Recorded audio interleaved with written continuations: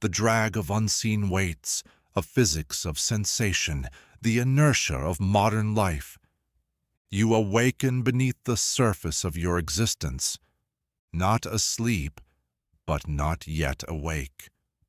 Stillness is drawn out like taffy, and time sticks to your skin with the same reluctant tension as air before a storm. You try to sit up, but something pulls. Not down, not in, just everywhere. You do not remember having acquired anything, and yet you are encumbered. The old RPG mechanics shine in your mind.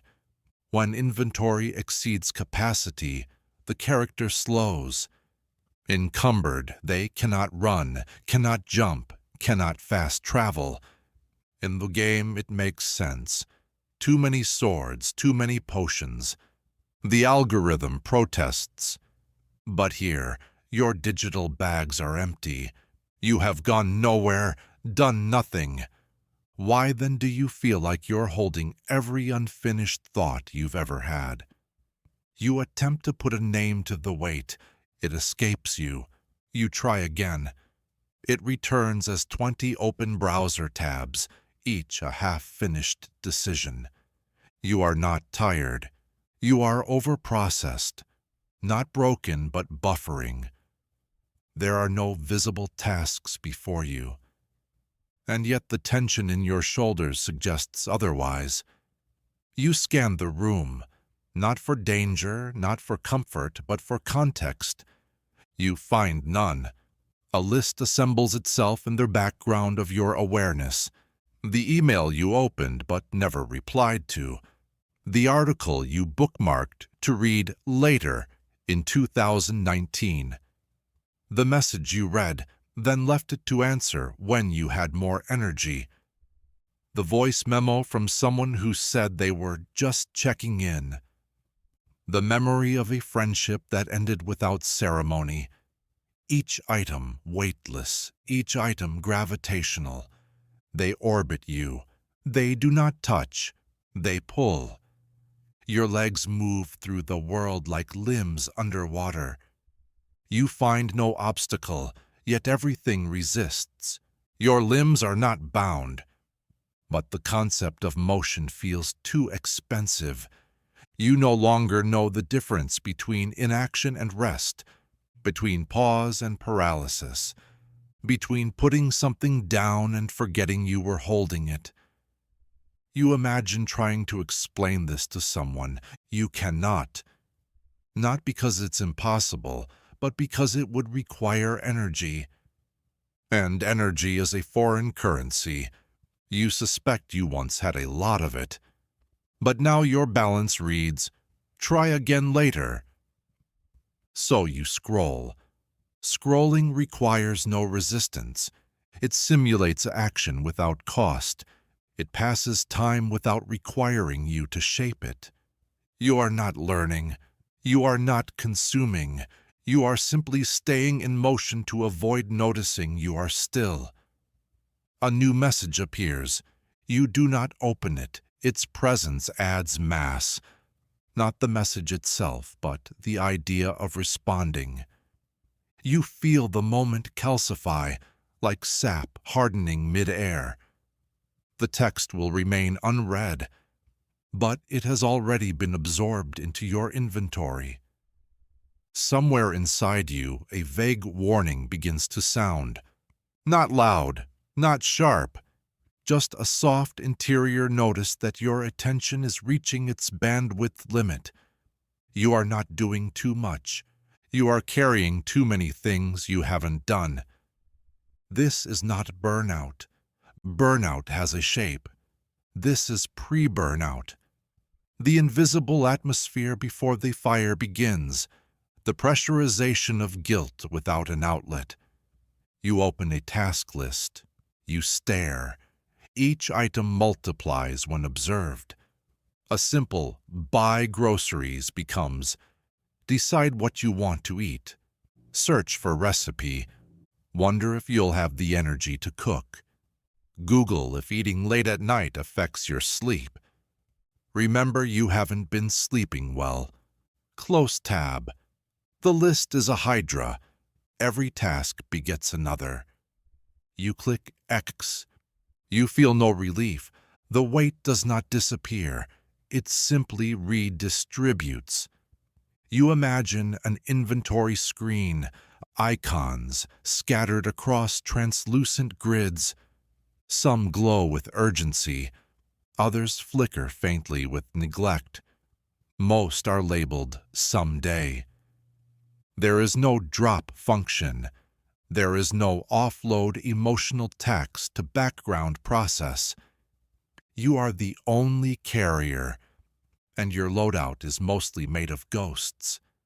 You begin to suspect that there is no clean separation between thought and thing, no border between attention and burden.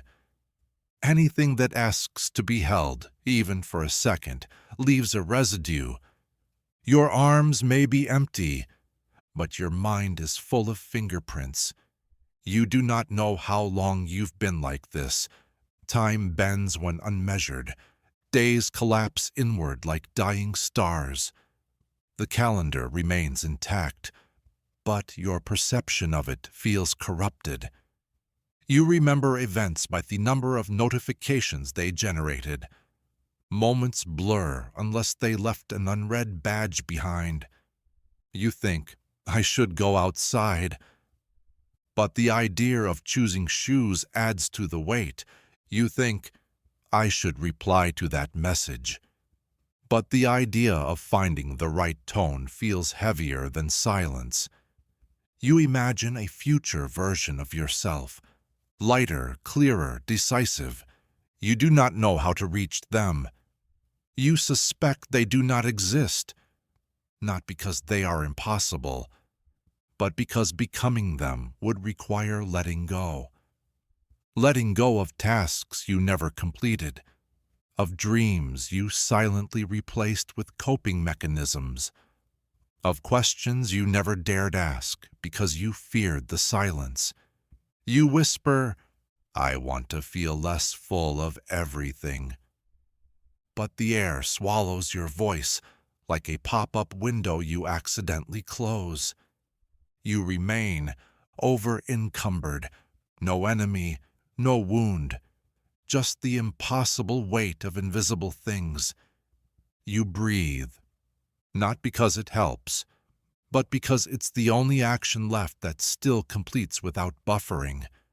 You are still here, and for now, that will be enough. A feedback loop of light, the gamification of exhaustion, how we became the glowing things we feared.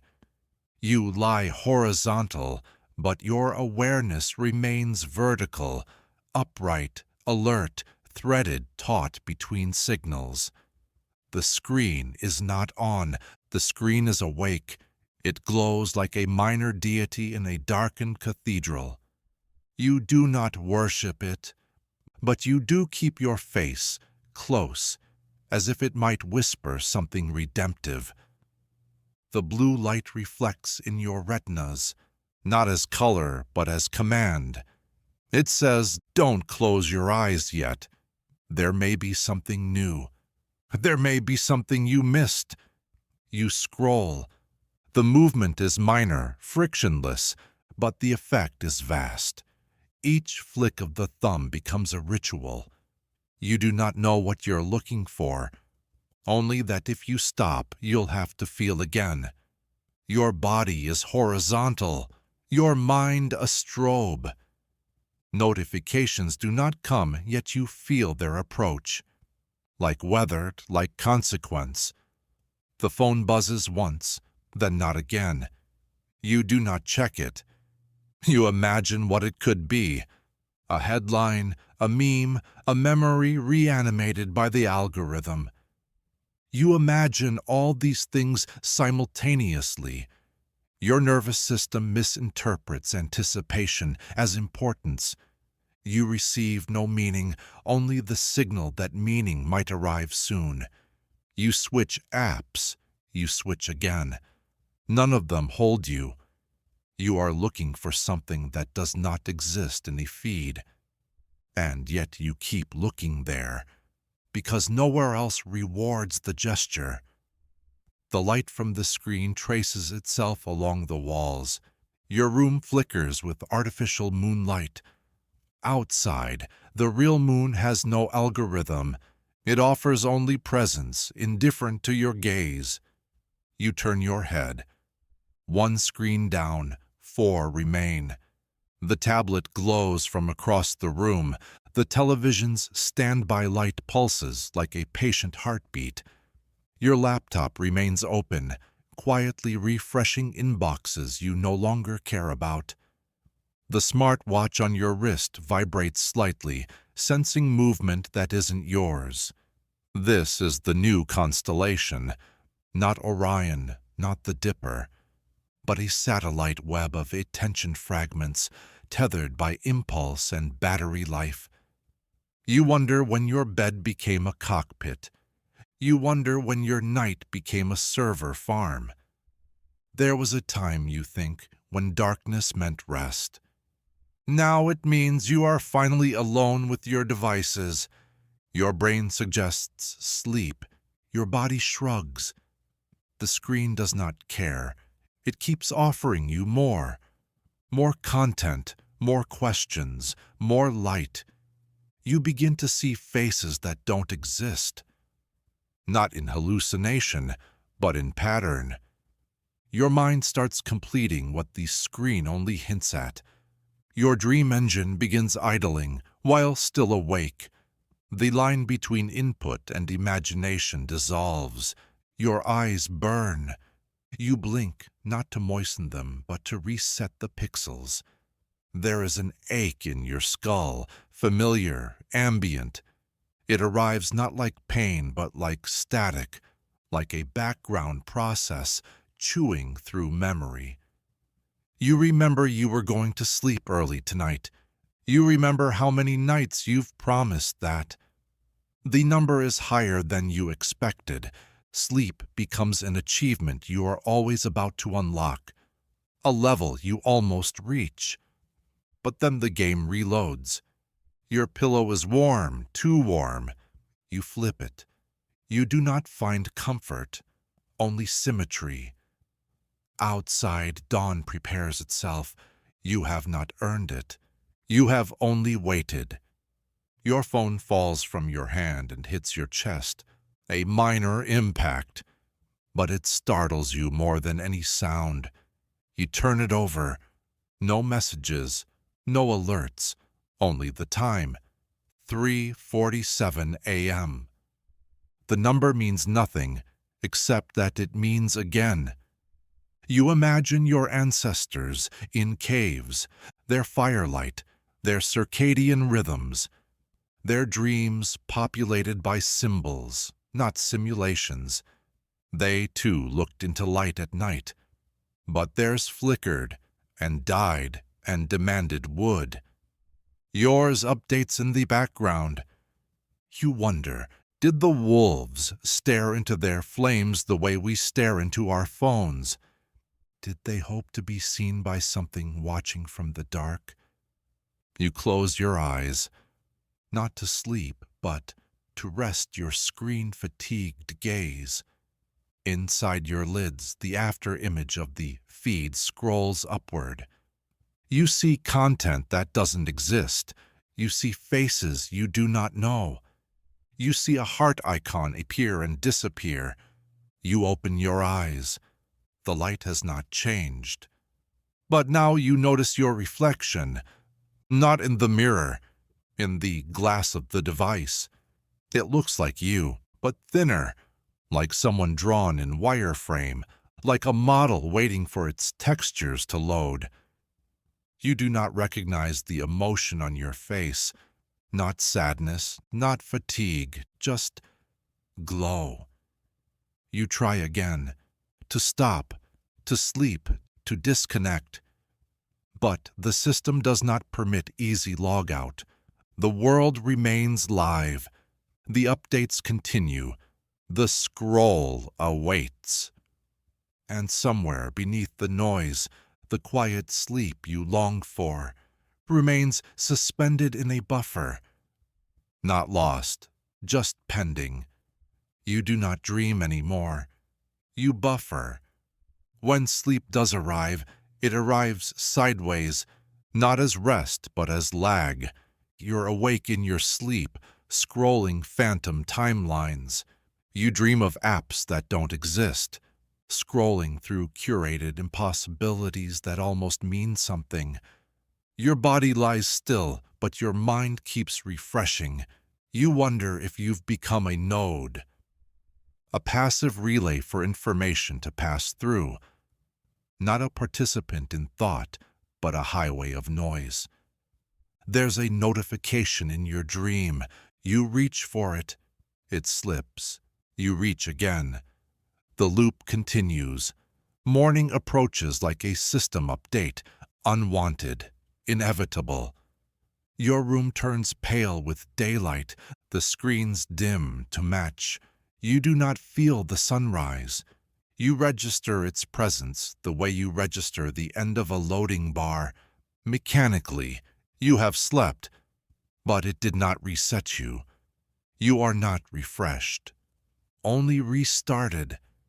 The weight you went to sleep with has become part of your structure, a permanent status effect. You no longer ask whether it will go away. You ask only how to function around it. The screen, still beside you, shows the weather. You do not go outside, but you know what the sky looks like. You sip caffeine to simulate clarity. You open 5 tabs to simulate momentum. You play ambient music to simulate serenity. You do everything except feel the thing itself. You are not faking. You are approximating. A digital self, shaped by fatigue, rewarded by engagement. You scroll again, as if for the first time. The gesture has become foundational. The way monks once turned prayer beads, you flick with your thumb. Each swipe a quiet liturgy of disconnection. You see a quote from someone who seems wise. You like it. You forget it immediately. You bookmark something meaningful. You will not return. The backlog grows. You begin to measure worth in algorithms. You sense that your attention is no longer your own, but rented to systems that reward speed over depth, reaction over reflection. And yet, you do not resist, not because you agree, but because resistance would require energy. And energy, as you now understand, is a luxury most often mistaken for motivation. What you feel is not apathy, it is saturation. You are not bored. You are overloaded. You wonder how long you've lived like this. You cannot trace it to a single moment.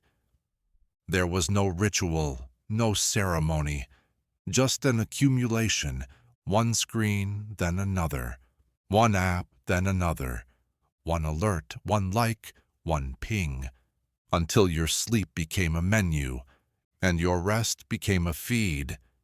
You remember silence, not clearly, but like a scent from childhood, a sense that once there was space between moments. Now the space is filled with content. You ache for boredom, true boredom, the kind that birthed wonder, not the algorithmic boredom that births distraction. You imagine turning it all off, the screens, the signals, the loops. But then what? The emptiness behind the glow frightens you more than the noise. So you keep the light close, not because it warms you, but because it means you are still connected, still visible, still receiving. The sleep you lost becomes a memory with no narrative, a ghost that hums behind your eyes. You carry it forward into the day, like luggage from a trip you don't remember taking. And still, you scroll, not forward, not upward, just inward, each screen a mirror, each mirror a tunnel, each tunnel a loop. You are not lost. You are logged in, and the night waits again, patiently to begin the cycle anew. A forest of forks, the tyranny of choice, paralysis masquerading as freedom. You stand at the center of a clearing. Around you, infinite trails, some paved, some overgrown, some flickering in and out of existence like corrupted files. Each path promises something different, but none promise return. You try to move. Your foot lifts, then hovers. The air grows thick with invisible consequence. Every direction is forward. Every direction is wrong. You remain still, haunted by the ghost of options unchosen. They told you that choice was freedom, but they did not mention its shadow.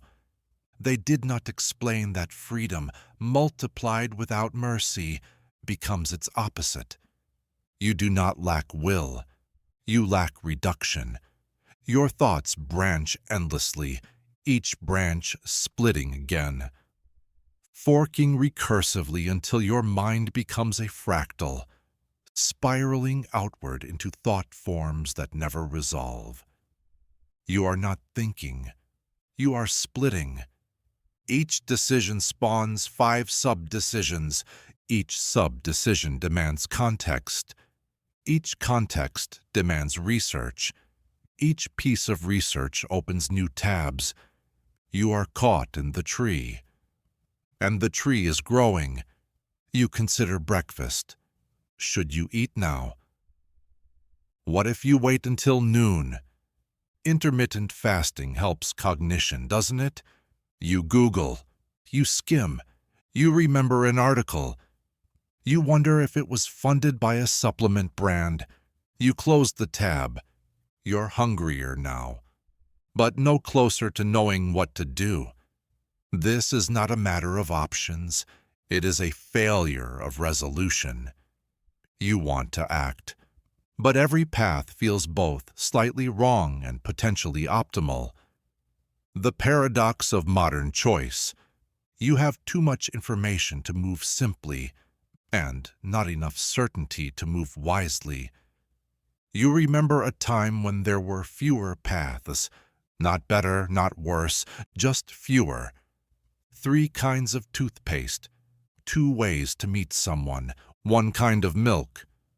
Now even your milk must be ideologically aligned. Almond, oat, organic, locally sourced, carbon neutral. Do you want ethics with your coffee or convenience? You begin to sense that every decision is not just a choice, but a statement, a signal, a referendum on your values, even if you do not know what they are. The weight builds, not because the decisions matter, but because the meaning has metastasized. You are no longer choosing for the moment. You are choosing for your identity. What kind of person uses a paper planner? What does it say about you if you cancel this plan? Are you someone who replies quickly? Do you track your habits? Are you optimizing or just pretending? You sense the observer, not a person but a presence, assembled from posts, trends, cultural fragments. The observer asks, "Who are you becoming?" You don't know. You were too busy choosing apps, and yet the decisions never stop. You scroll a menu for dinner delivery, 37 options. You freeze. You scroll again. You almost order something, then pause. What if you regret it? You feel the hollowness of the moment stretch. This is not about food. This is about control. And the illusion of it. Each choice becomes a portal, not into experience, but into a parallel life, a what if, a mirror world where you chose differently and became someone else. The tree grows again. Every yes becomes 1,000 no's. Every decision divides you from the versions of yourself you didn't become. You begin to mourn these selves, the writer you didn't study to become, the traveler you didn't save to become, the friend you didn't reply to, the book you didn't finish, the plant you didn't water, the routine you almost formed. These are not regrets, they are branches you can still see, but cannot reach.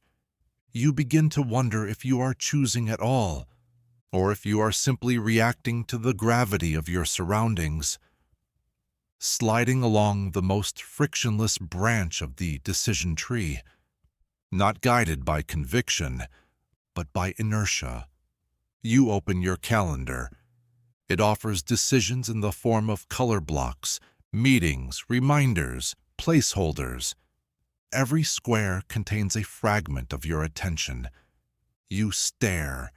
You feel nothing, except a quiet dread that you no longer own your time, that your future has been pre-divided into 30-minute fragments, like puzzle pieces to a picture you didn't ask to complete. You close the calendar. You check your messages. More decisions. Can you talk later today? A simple question, but the branches begin before you can answer. What time? What tone? What energy will it require? What if you're asked how you are and you don't know? What if you say yes and later regret the commitment? You type, you delete, you stare, you turn off the screen, you breathe, but it doesn't help. The clearing grows dark. The branches above you stretch outward, thick, entangled. They do not offer shade. They obscure the stars. You suspect that what you need is not more information, but a fire, a burn of everything unnecessary, a blaze that clears the underbrush of endless choice. So you can finally walk in a straight line. But you are too tired to start a fire, too tired to choose matches or lighter fluid. So you sit beneath the tree of unmade choices, and you wait, not for clarity, but for silence. You hope that if you do not choose, perhaps the choices will fall away, perhaps the weight will shift, perhaps the tree will stop growing. But it doesn't. It grows in silence now. You do not move. You do not speak. You remain there, suspended in potential, not paralyzed, just paused, and in the stillness a final, creeping thought. Perhaps the worst burden is not the weight of what you carry, but the infinite pressure of what you never allowed yourself to begin. The infinite corridor, loop without climax, content without digestion. It begins with a flick, a minor gesture, the simplest possible input. A motion so effortless it registers below thought, and with it the world opens. Not the world outside your window. The other one, the smaller one, the one made to fit in your hand, but not in your life. You descend. The scroll is smooth, frictionless, it makes no sound, and yet your mind echoes with its rhythm. Upward, upward again, and again. Each flick is a promise. Something better might be next. Just past this post, just after this one. You are not searching. You are summoning. Content appears on command, as if the machine were reading your pulse instead of your touch. It does not ask what you want. It predicts, and you reward it. You are not delighted, but you are kept. That is enough. The scrolling curse is not a trap. It is an agreement, signed not in ink but in seconds. You do not remember how long you've been here. The feed has no timestamp. The corridor has no end. There is only now and slightly more now, and a little more now again. The curse is subtle. It does not steal your time. It asks for it politely, one piece at a time, until you forget it was ever yours. You laugh at a video. You frown at a headline. You pause on an image that feels almost like something. Then it's gone. You tell yourself you are learning, that you're keeping up, that awareness is the same as agency. But your thoughts are no longer yours. They have been preloaded. The algorithm is not malicious. It is not even sentient. It is a mirror built from behavior, a rhythm shaped by previous swipes. You taught it what to give you. Now it gives endlessly. You think, I should stop. And in response, the feed shows you something just interesting enough to stay. A friend's face, a crisis you can't fix, a product that might solve your fatigue, a cat that seems to understand you better than most people. You feel a tug, not in your hand, but in your identity. You begin to become the person the feed thinks you are. And the more you scroll, the more accurate the prediction. The narrower the corridor, the sharper the curve. You see a quote about awareness.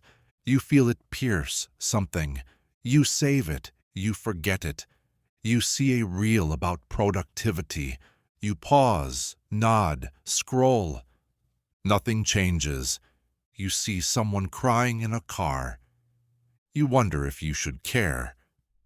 You don't know them, but their pain is formatted for absorption. You scroll again.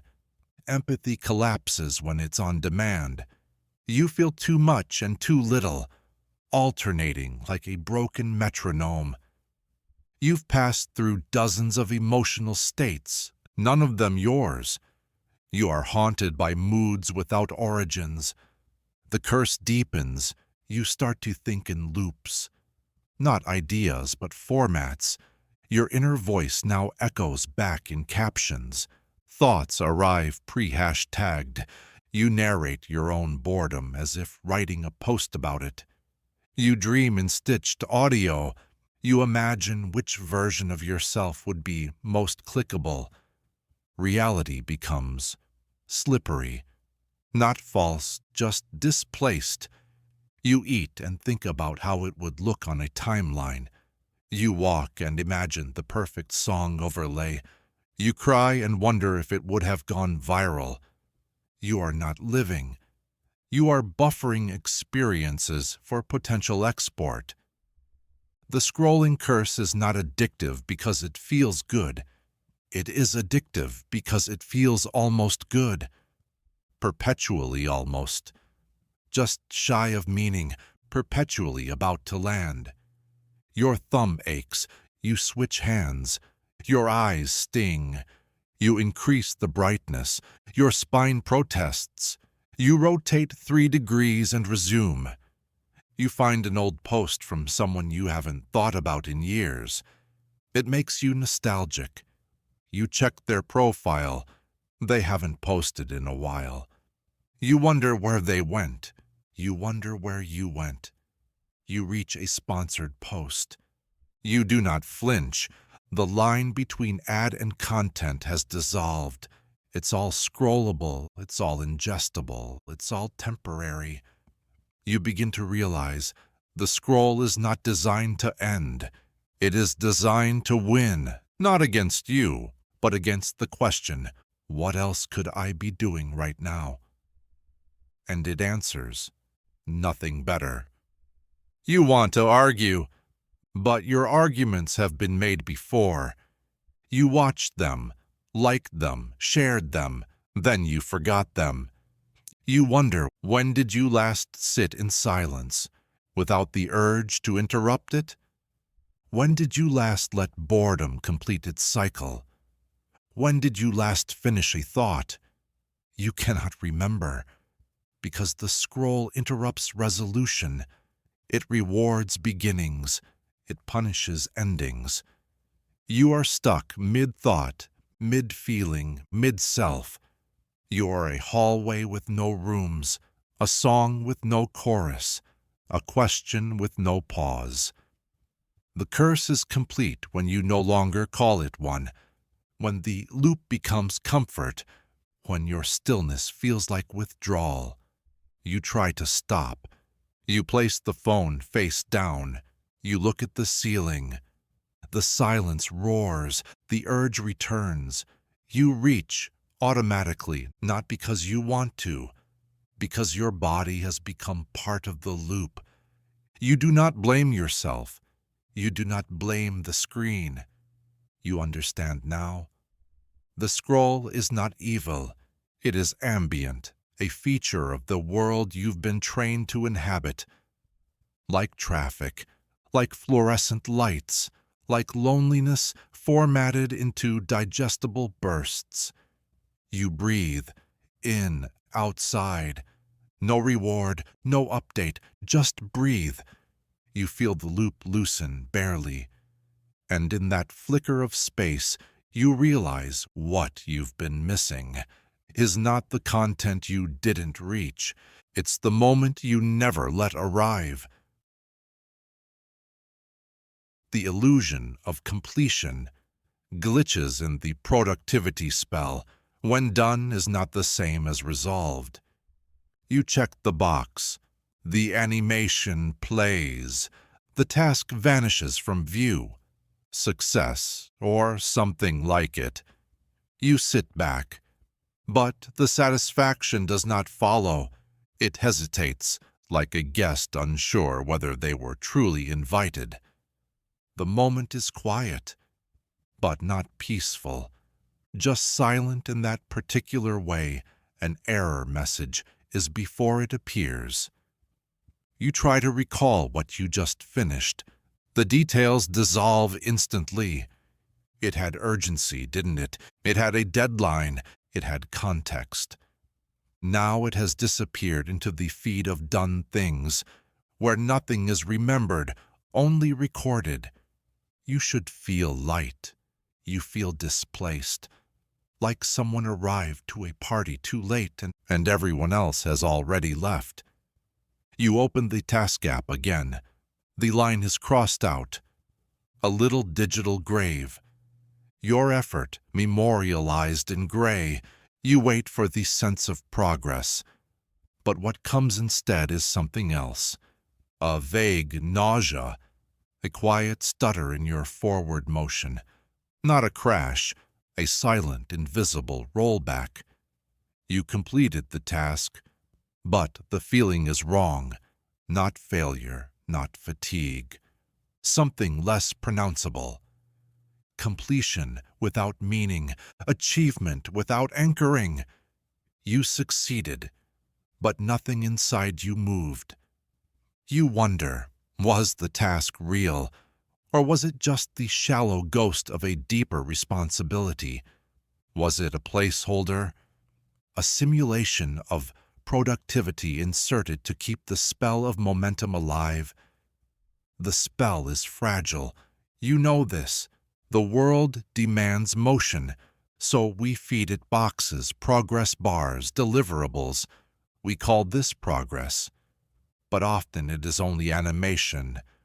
Your inbox is empty. You feel no relief, only exposure, because the inbox gave you a shape, a direction, a reason. Without it, the quiet feels suspicious, almost hostile, like a waiting room with no receptionist. You return to your dashboard. You look at the metrics. Numbers rise. Charts tilt. Arrows point upward. But you are not climbing. You are circling.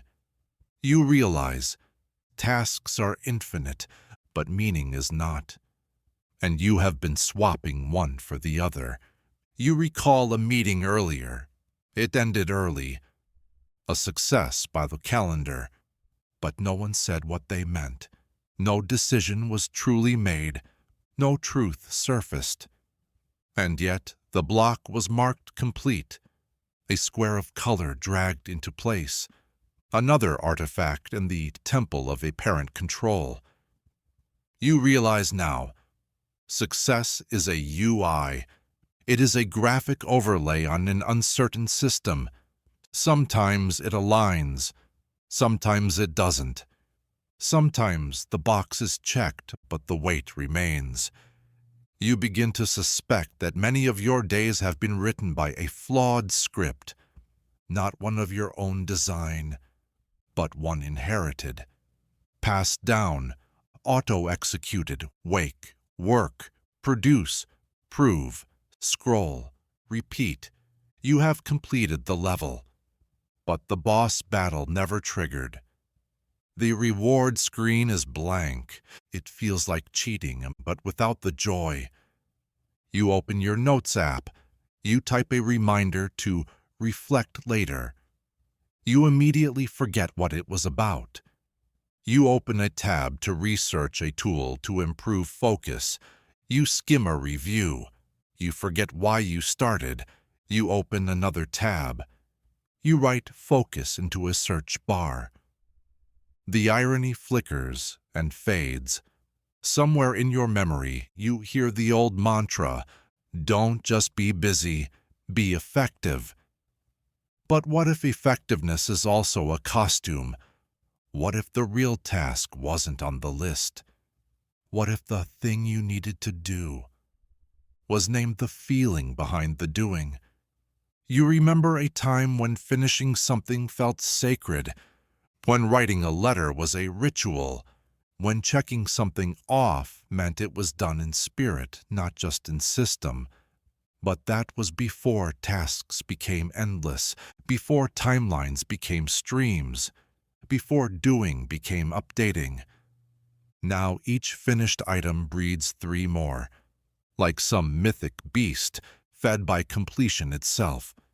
You are productive, but not fulfilled. You are efficient, but not present. You are completing tasks, but the person doing them is not always you.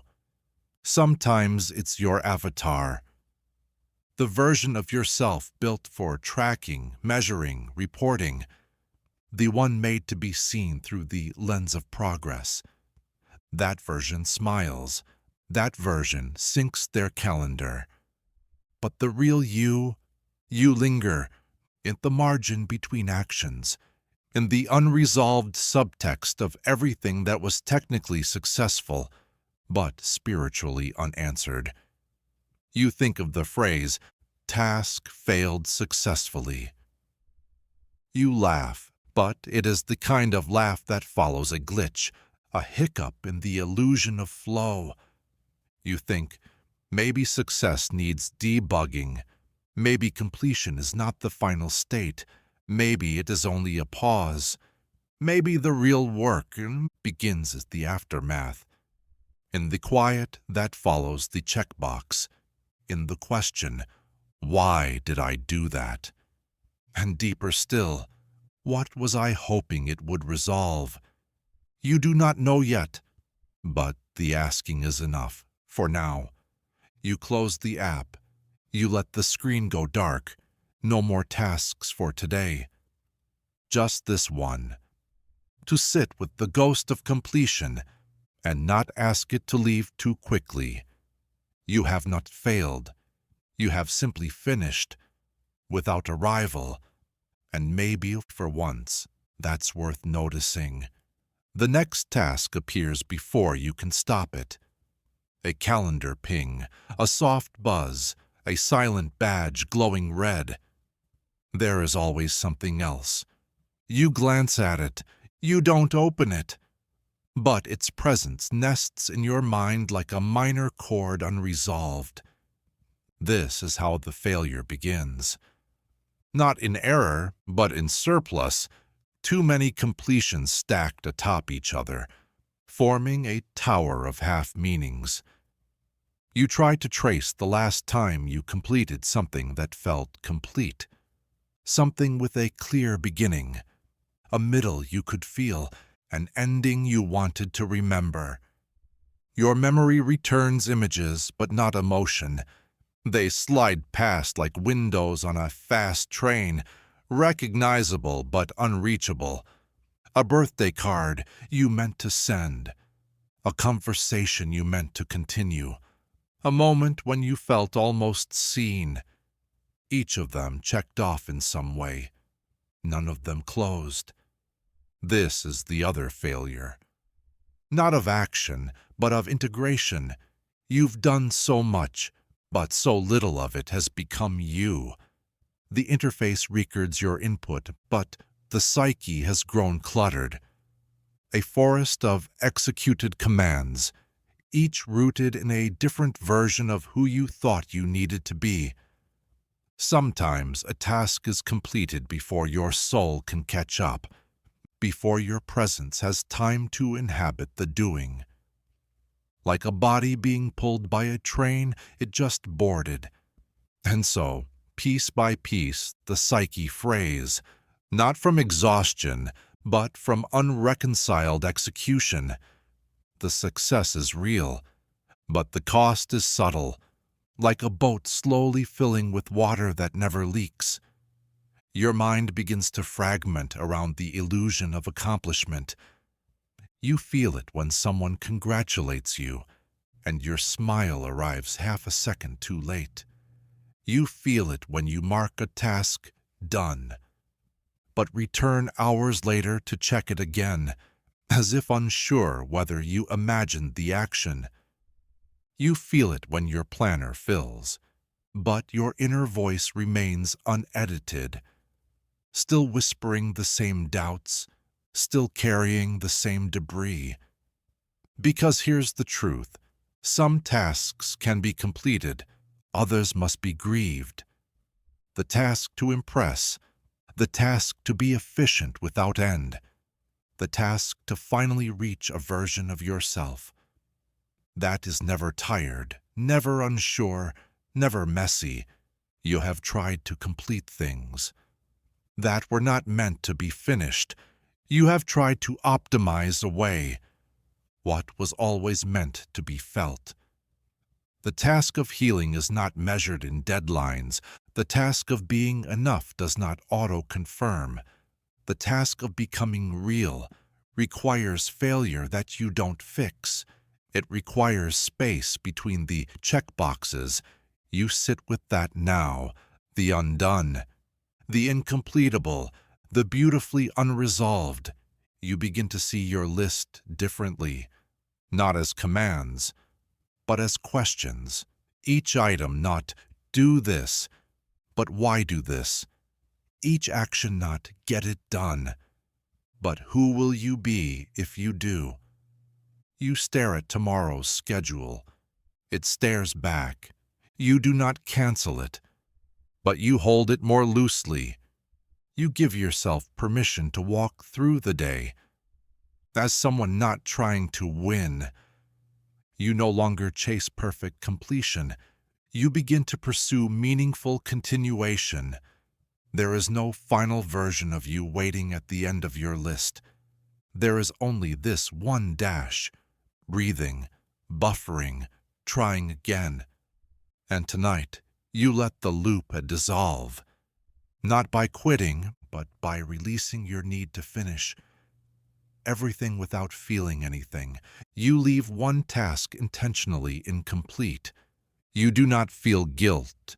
You feel something else: relief, a return, a re-entry into the part of you that never needed to be optimized. You let go of the checkbox. You pick up the thread of yourself. And for the first time in a long while, you rest. Not because the work is done, but because you remember you are not a task. A slow erosion, data untagged, feelings unsaved. When nothing crashes, but everything bleeds. You don't remember forgetting. It just happened, silently, without a rupture, without fanfare. One moment you felt something. The next you couldn't recall what it was. You know it was there. You even made a note. But the note is cold now. Just words, no warmth. This is how the leak begins. Not as trauma, not as deletion, just unarchived moments, feelings that fail to autosave, emotions that pass through you like static. You scroll back through your photos, you recognize the scene, you remember the day. But the emotional metadata is missing. There's no presence. Like reading someone else's memory with your own handwriting on it. You remember laughing, but not why. You remember crying, but not what opened the flood. The image remains, but the context fades. Your life becomes a series of thumbnails, sorted, labeled, rarely revisited. There's no crash. There's no corrupted file alert. There is only the gentle seepage of feelings that once meant something, now reduced to time-stamped ghosts. You feel disjointed. A conversation you had last week floats to the surface. You recall the words, but not the connection. It was meaningful, wasn't it? The moment has decoupled from its emotional payload. You begin to suspect that memory is not lost all at once, but drained slowly by overexposure, not to light, but to living too fast. To store anything completely, you are processing too much and encoding too little. Everything flows in, but the mind, unlike the cloud, has no infinite storage, especially not for things you didn't sit with. You open your journal, you flip through past entries. Your handwriting speaks in a voice you almost remember. Your tone is familiar, but estranged. You were there. You wrote it. Why does it feel like someone else? You wonder where the emotional residue went. Where do unprocessed feelings accumulate? Is there a backlog? You begin to imagine a hidden inbox, full of emotional drafts never sent, moments of disappointment you labeled fine, sudden joy you forgot to fully feel, subtle griefs you never gave names to. The inbox grows, not as pain, but as dullness, not as memory, but as latency. You feel slowed, not in motion, but in integration. You can keep moving, but less of you comes with. You think about attention, how fractured it has become, how rarely you fully experience anything. You've learned to multitask your own feelings, grief and grocery lists, love and logistics, a heartbreak tab open behind a deadline. You remember the moment your favorite song started to feel ordinary, not because it changed, because you stopped arriving fully. The song kept playing, but your mind skipped ahead. The leak continues. You worry that you're no longer forming memories the way you used to, that you're living in high-resolution moments, captured in low-resolution emotion. You take a breath. You try to locate yourself, but even that sensation begins to fade too quickly. The present moment is slippery. It evaporates before you can contain it. It demands stillness to register, and stillness is rare. Your body remembers what your mind doesn't. An ache in your chest that arrives every time you pass that cafe. A tightness in your jaw when a certain tone appears in someone's voice. A sudden pause in your breath when scrolling through a particular image. Your memory leaks, but your body tries to hold what spills. You thank it, Silently, you think, maybe what you've lost isn't data, but ritual. The rituals of remembering, the human steps that stitched events to meaning. You used to sit down and think about the day. You used to talk with someone until the moment found its shape. You used to cry, not just because something hurt, but because that was how the feeling knew it could stay. Now emotions arrive unannounced and leave without goodbyes. They flow through you like cached files, retrieved just long enough to flicker, then discarded for the next thing. You begin to mourn your own internal continuity, not because you are broken, but because the thread has thinned. The leak is not catastrophic, but it is constant. You wonder what it would take to patch it. Not a therapist, not an app, not another productivity system that promises to organize your soul. Just time, space, attention held long enough to let something settle. You stare at a photo of yourself. Not recent, not old, just out of sync. You can see the expression, but not the emotion behind it. You reach. Nothing responds. You put the photo down. You sit still, for longer than usual. You breathe once. You breathe again. You close your eyes. And you ask, what have I not let myself feel lately? The question is quiet, but it echoes. A memory rises, software undeveloped, a conversation you dismissed, a look from someone, a moment you told yourself didn't matter because there was no time to let it. It returns, and this time you let it stay. You do not analyze it. You do not fix it. You do not post about it. You just feel it, and for a moment you sense the leak slow, not sealed, but witnessed, and that's enough for now. Input overflow, psychic shrapnel, the impossible puzzle of being whole in too many directions at once. You are here, but only partly. A portion of your mind is still refreshing an inbox. Another is replaying a sentence from 3 hours ago. A third is imagining how this moment would appear if you were watching yourself from outside. You are distributed, not divided, scattered. Each thought you hold has company. Each intention wears interference. Each signal has echoes from other tabs left open inside you. You begin a sentence but cannot finish it, not because you don't know how it ends, but because something inside you just slipped away.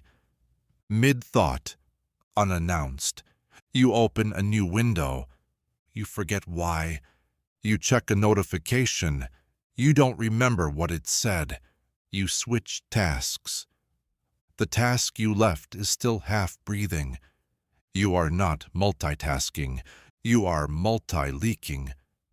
And still, you are rewarded for it. Every interruption offers you a moment of stimulus, a ping of relevance, a hit of minor importance. You begin to crave them, not because they help, because they distract you from noticing how little you're actually absorbing. Your attention is not broken. It is shattered. Splinters of you in every direction, a mosaic of almosts. You realize that you're not really thinking anymore. You are reacting. You are refreshing, constantly updating internal states to keep pace with external noise. The world has become too loud to hear yourself in it, so you listen to everything except your own signal. There was a time when you could read for hours. Now an article feels like an obstacle. Now a paragraph stretches too long. Now you skim the first few lines, scroll to the end, then open another tab, looking for something shorter, clearer, louder. You start things without finishing them. You open messages but do not reply. You click links but forget to read. You consume headlines but never stories. You engage, but you do not dwell. You begin to wonder, is this how your memory dissolves? Not through forgetting, but through never fully encoding anything in the first place. You haven't lost time. You've just misplaced your experience of it. Your thoughts don't line up anymore. They blur, they overlay, they compete for dominance in a space that no longer has a center. You're thinking about dinner, but also a tweet, but also an unsent reply, but also an ancient fear you've disguised as curiosity. All at once. You are not overwhelmed. You are overstimulated. You crave silence, but when it arrives, you reach for distraction to mute it. You think of yourself as a file dash, but you're not. You're RAM, temporary memory, constantly overwritten. You begin to miss depth. You long to become immersed again, to fall into one thing fully, to disappear into an experience and resurface changed. But depth takes time, and time lately has been pre-divided into 30-second videos, into 10-minute breaks, into push notifications spaced just far enough apart to prevent the formation of momentum. You try to concentrate. Your mind rebels. You try to meditate. Your mind opens a browser. You try to journal. Your mind asks if you want a new font. You try to read. Your eye glances at the word count. You are not bored. You are too awake in too many directions. You're listening for signals that may not come, scanning for emergencies that haven't happened, compulsively refreshing a reality that isn't refreshing you back. Your attention, what's left of it, feels haunted. Each task is interrupted by ghosts of tasks unfinished. Each joy is interrupted by ghosts of joys you scrolled past but never claimed. Even your rest is fragmented. You lie down, but sleep flickers. Dreams enter as headlines, break apart, and vanish. You do not descend into sleep. You buffer into it. You think, what if focus is not about discipline, but about space? You have discipline, but no margin, no empty shelf to place your thought on and return to it later. Everything is crammed together. The past hour, the past year, the next thing. No wonder you keep dropping pieces. You reach for a single task, just one. To feel whole again, to assemble yourself into a single beam of presence. You start it. You feel clarity begin to rise. Then a vibration, a ping, an urgent alert about something that can absolutely wait. You check it anyway. You fall through the hole. By the time you resurface, you've forgotten what you were doing. Not entirely. Just enough to break the thread. You start again, but not from where you left off. From somewhere nearby, but not quite the same. Each interruption rewrites your path. You imagine a life without fragments, where attention lands and lingers, where you re-enter yourself each morning like a cathedral. Not a checklist. You imagine what your thoughts would look like if allowed to complete, to run to their natural ends, to evolve instead of restart. You crave that continuity, that internal silence not broken by pings. You want your attention back, but it doesn't return all at once. It returns like muscle, like memory, like moss. You begin slowly. You close 3 tabs. You write 1 full paragraph without clicking away. You stare at the sky for 23 seconds and feel your own name settle inside you again. You do not reclaim your attention in grand gestures. You reclaim it in moments, in noticing that the mind does not need stimulation. It needs direction. That thought is not a flood. It is a path. That you are not scattered by default. You are simply out of practice. You breathe. You wait. Your attention, like a stray animal, returns cautiously. It doesn't trust you yet, but it's watching. And when it comes close, you do not reach for your phone. You reach for yourself, and you hold the moment. Not perfectly, but completely. For once, you are not fragmented. You are just here. One piece, at last. Ambient tension, forecast unknown. A slow storm that never arrives but never leaves. You feel it before you see it. Not in your chest, in the air around your thoughts. Heaviness unspoken, a barometric shift in your mood. No cause, no trigger, just pressure. Like the weather turned inward. You scan for danger. There is none, but your nerves disagree. They have begun preparing for an event that hasn't been scheduled and may never come. This is not panic. This is the prelude. A quiet doom humming in the background of everything. Low-frequency unease, a cloud that follows. Without shadow, without rain, without form. You try to explain it. But language resists, because the dread is not about something. It is something. Atmospheric, invasive, ambient. It doesn't say, "This will go wrong." It says, "Something is wrong, and you're not noticing it fast enough." It doesn't shout. It settles, like fog in the lungs, like dust on a still life, like static in the bloodstream. You continue your day, but the air feels heavier. Every motion is slower, not because you are tired, but because every choice seems to ripple into some invisible consequence you can't quite predict. You write a message. You rewrite it. You delete it. You stare. The dread hovers above the keyboard. You open an app to distract yourself. The scroll offers minor amusement, but the fog thickens behind it. You check the weather. You check your bank account. You check the mirror. Still it lingers.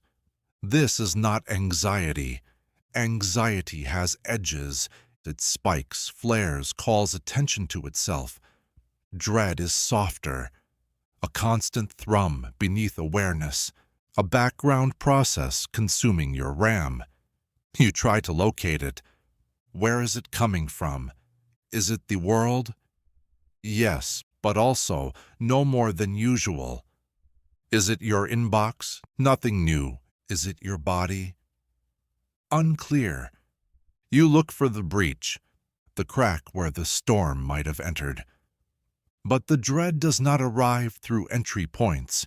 It emerges, like mist from the ground, like a dream you forgot you were dreaming.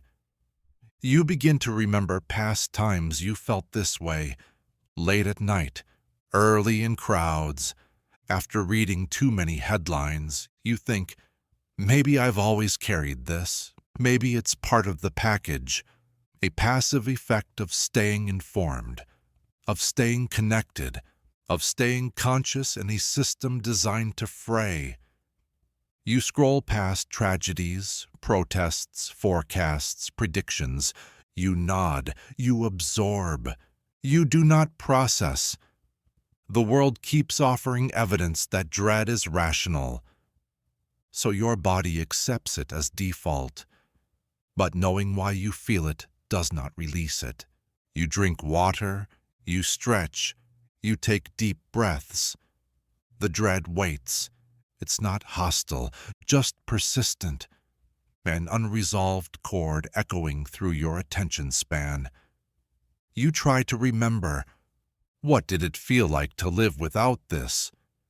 You recall a day, vague, golden, where you walked without checking your phone, where your body moved without background noise, where silence felt clear, not heavy.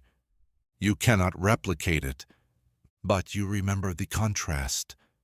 You were whole then, not this fragmented observer, waiting for the next unease to crystallize. You close your eyes. You name what you're feeling, not bad, not stressed, but braced.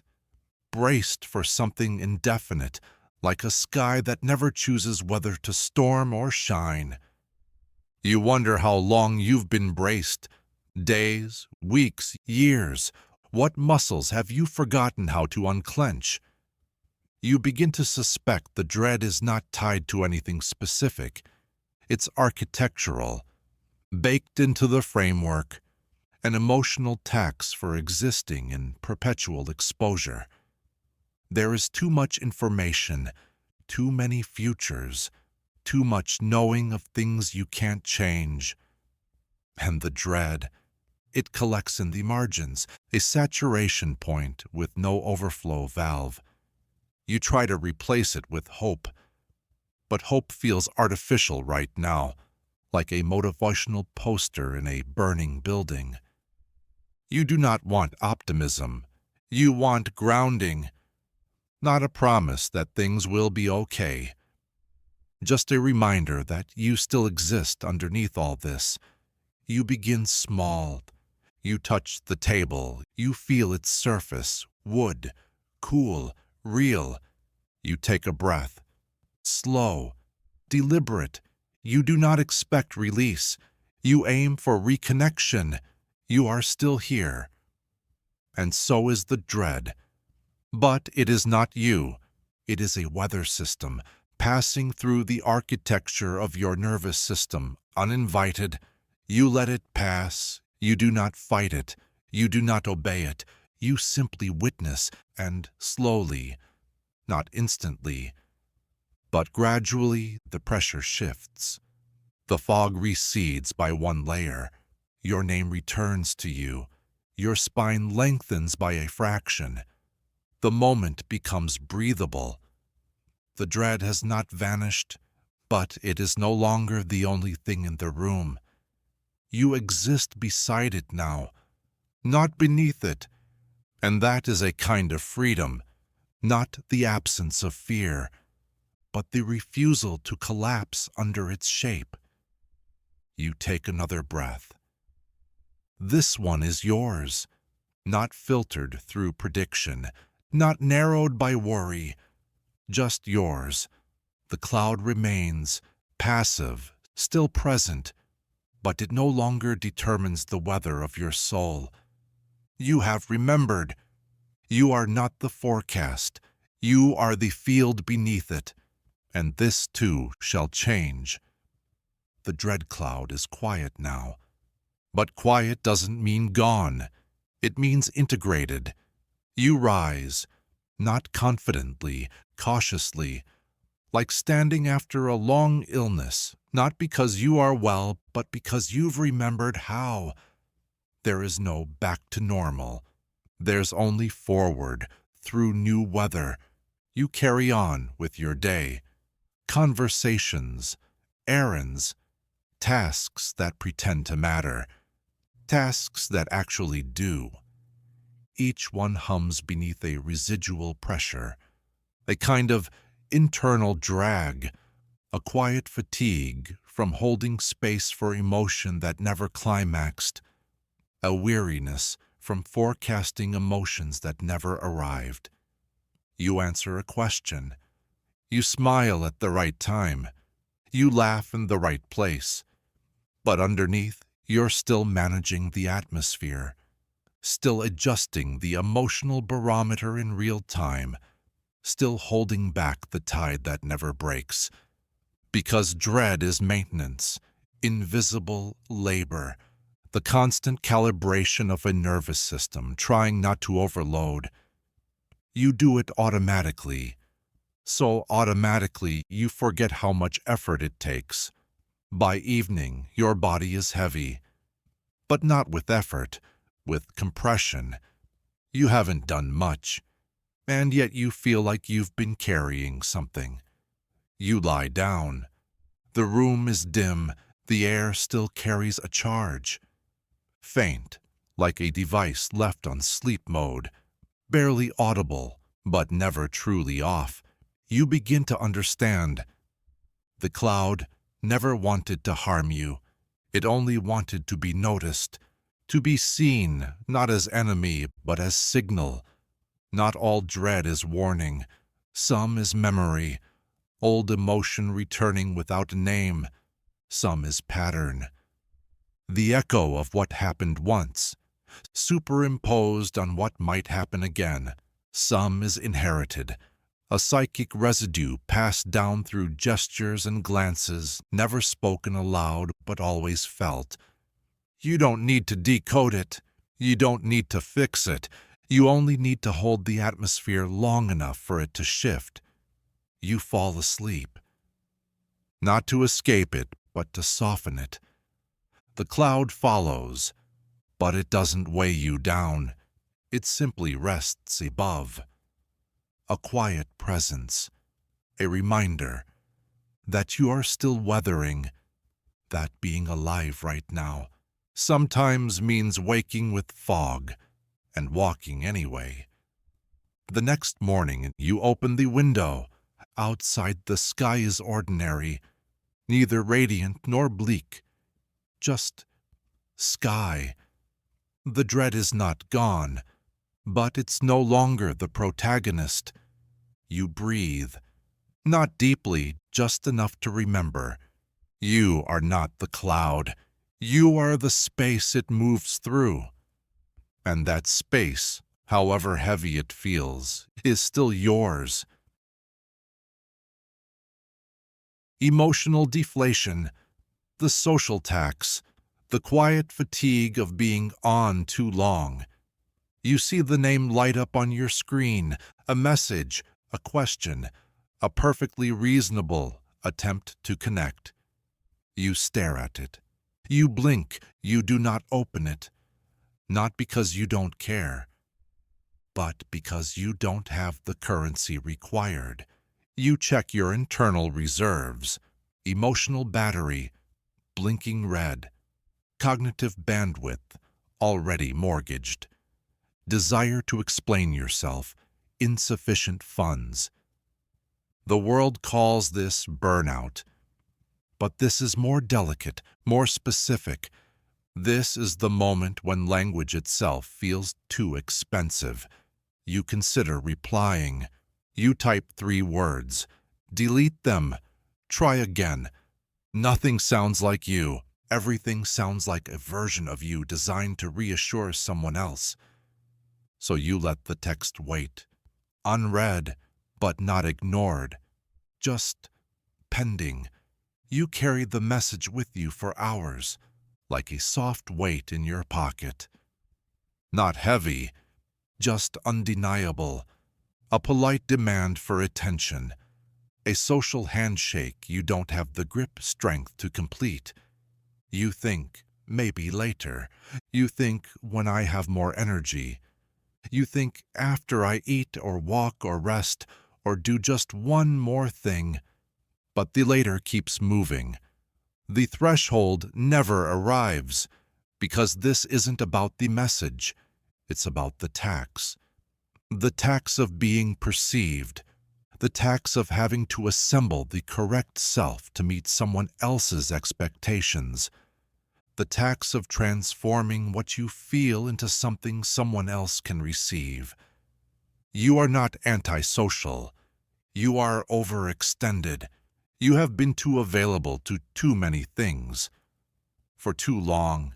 Notifications, updates, tasks, global news, personal grief, public urgency, microscopic annoyances. You've answered them all, and now you're empty, not drained like a bottle, drained like a sponge. Damp with the residue of everything, but unable to give any more. You cancel a call. You don't reschedule it. You see a comment. You don't reply. You begin a voice memo. You stop after 2 words. You feel guilty, but not enough to act, because even guilt now feels tiring. You imagine having the conversation. You rehearse it in your head. You hear yourself saying, "I'm just a little off right now." You imagine the reply, "That's okay." But even that exchange, imaginary and brief, takes more effort than silence. You want to be honest.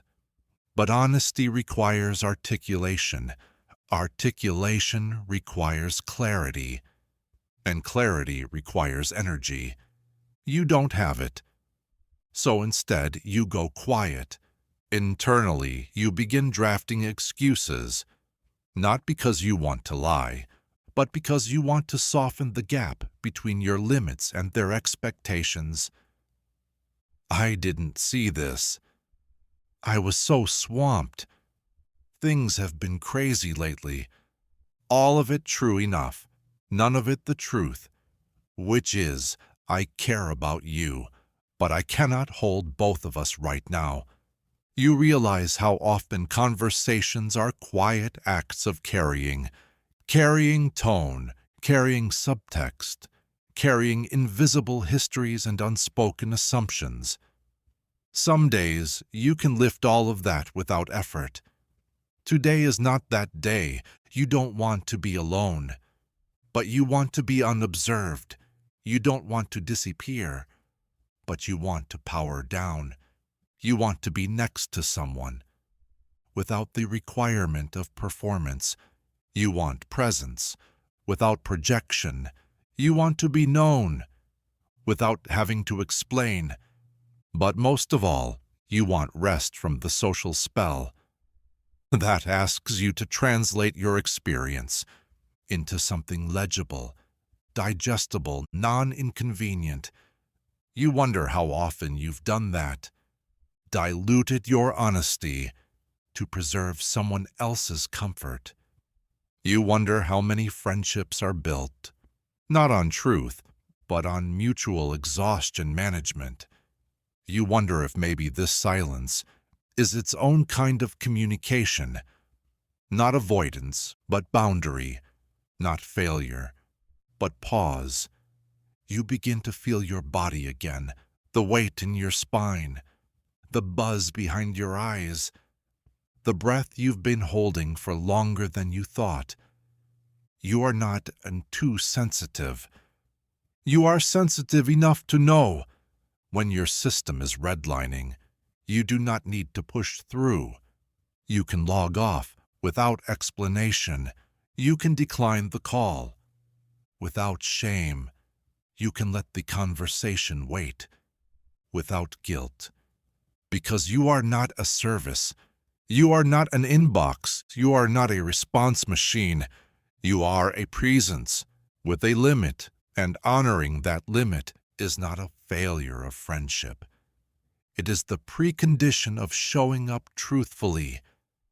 When you're ready again, you imagine replying tomorrow. You imagine saying something true but light. Something like, "I didn't have the energy yesterday, but I am here now." You believe that will be enough. And if it isn't, you believe that silence, too, can be an act of self-trust. You close the message. You put the phone down. You do not return to it. Not tonight. You lie still. Your body softens. Your mind unclenched. You are not ignoring anyone. You are recovering yourself. And when you wake, you will speak again, but from a place that's whole, not hollow, from fullness, not duty, and that will make the words worth waiting for. You fall into a quiet rhythm, not productive, not even restful, just non-interactive. And even that feels radical. No pings, no replies, no effort to match someone else's tempo. Your body, no longer bending itself into responses, begins to reassemble. Your breath steadies. Your shoulders remember how to drop. You begin to feel the space between things again. The pauses that get lost in translation. The intervals between words where real connection happens. The kind no message can deliver when you're too depleted to receive it. You realize how many conversations have left you more tired than whole. Not because of the other person, but because of the version of you required to maintain the flow. You begin to miss the kinds of conversations that don't drain you, the ones without points, the ones that meander, the ones that let you be incoherent and still understood. You remember that connection isn't always dialogue. Sometimes it's shared silence. Sometimes it's mutual retreat. You consider telling your friends this, that you're okay, just low power, that your absence isn't a signal of withdrawal, but calibration, that your silence isn't distance, but repair. But then you stop, not because it isn't true, because the explanation would require energy, and energy is still the thing you don't have. So instead, you let the silence speak for itself. The message remains unread. The call remains unanswered. The conversation remains unopened. And for once, it does not hurt you to leave things unfinished. There is nothing you owe anyone more than the version of you that is actually present. And until that version returns, you protect it. You move slower. You say no, even to good things. You protect your time like an endangered species, because for you, right now, energy is the true scarcity. Not love, not care, not desire to connect. Just bandwidth, emotional liquidity, the charge required to power. The bridge between intention and expression. You've spent so much of yourself trying to stay caught up with texts, news, life, expectation, that now, finally, you've reached the signal, low battery, and this time you listen. You stop trying to charge while in motion. You stop pretending performance is presence. You stop treating conversation like obligation. And in that quiet, you find something rare, your own voice, returning, not ready to speak yet, but whispering gently beneath all the noise. You do not have to earn rest. You are allowed to pause before you break. You are allowed to exist in silence and still be worthy of response. You turn over. You let the world keep spinning without your participation. You remember that most things will wait, and the ones that won't, they were never a place you could rest in anyway. Signal rupture, the violence of small things, how one ping can sever the thread. It happens without warning. A sound, a light, a buzz, small, harmless, familiar, a notification. Your body reacts faster than your mind. Your breath catches, your posture shifts. A thin current of tension runs along your spine. You are not in danger, but you are alert. This is not the notification's fault. It is not loud, not threatening, not even urgent. It is simply there. And it arrives mid-thought, like a footstep in a sacred space. Before it came, you were somewhere. Not physically, mentally, a place made of silence, focus, feeling. The fragile thread of presence was beginning to hold. Then ping, vibrate, glow. The moment splits. Your attention, previously whole, is now bifurcated. The notification is not content. It is possibility. It might be nothing. It might be something. It might be the thing you've been unconsciously waiting for. It might be a rupture in the fabric of your day. You check. Of course you do. It's automatic now. A reflex written deeper than habit, closer to compulsion. The body reaches before the thought forms. You see it. A message, a headline, a reminder, a name, a symbol, a request. It is minor, but your thread is severed. You try to return to where you were, but the door is already closed. The moment you were in has collapsed. The thought you were thinking has vaporized. You feel disoriented, though you haven't moved.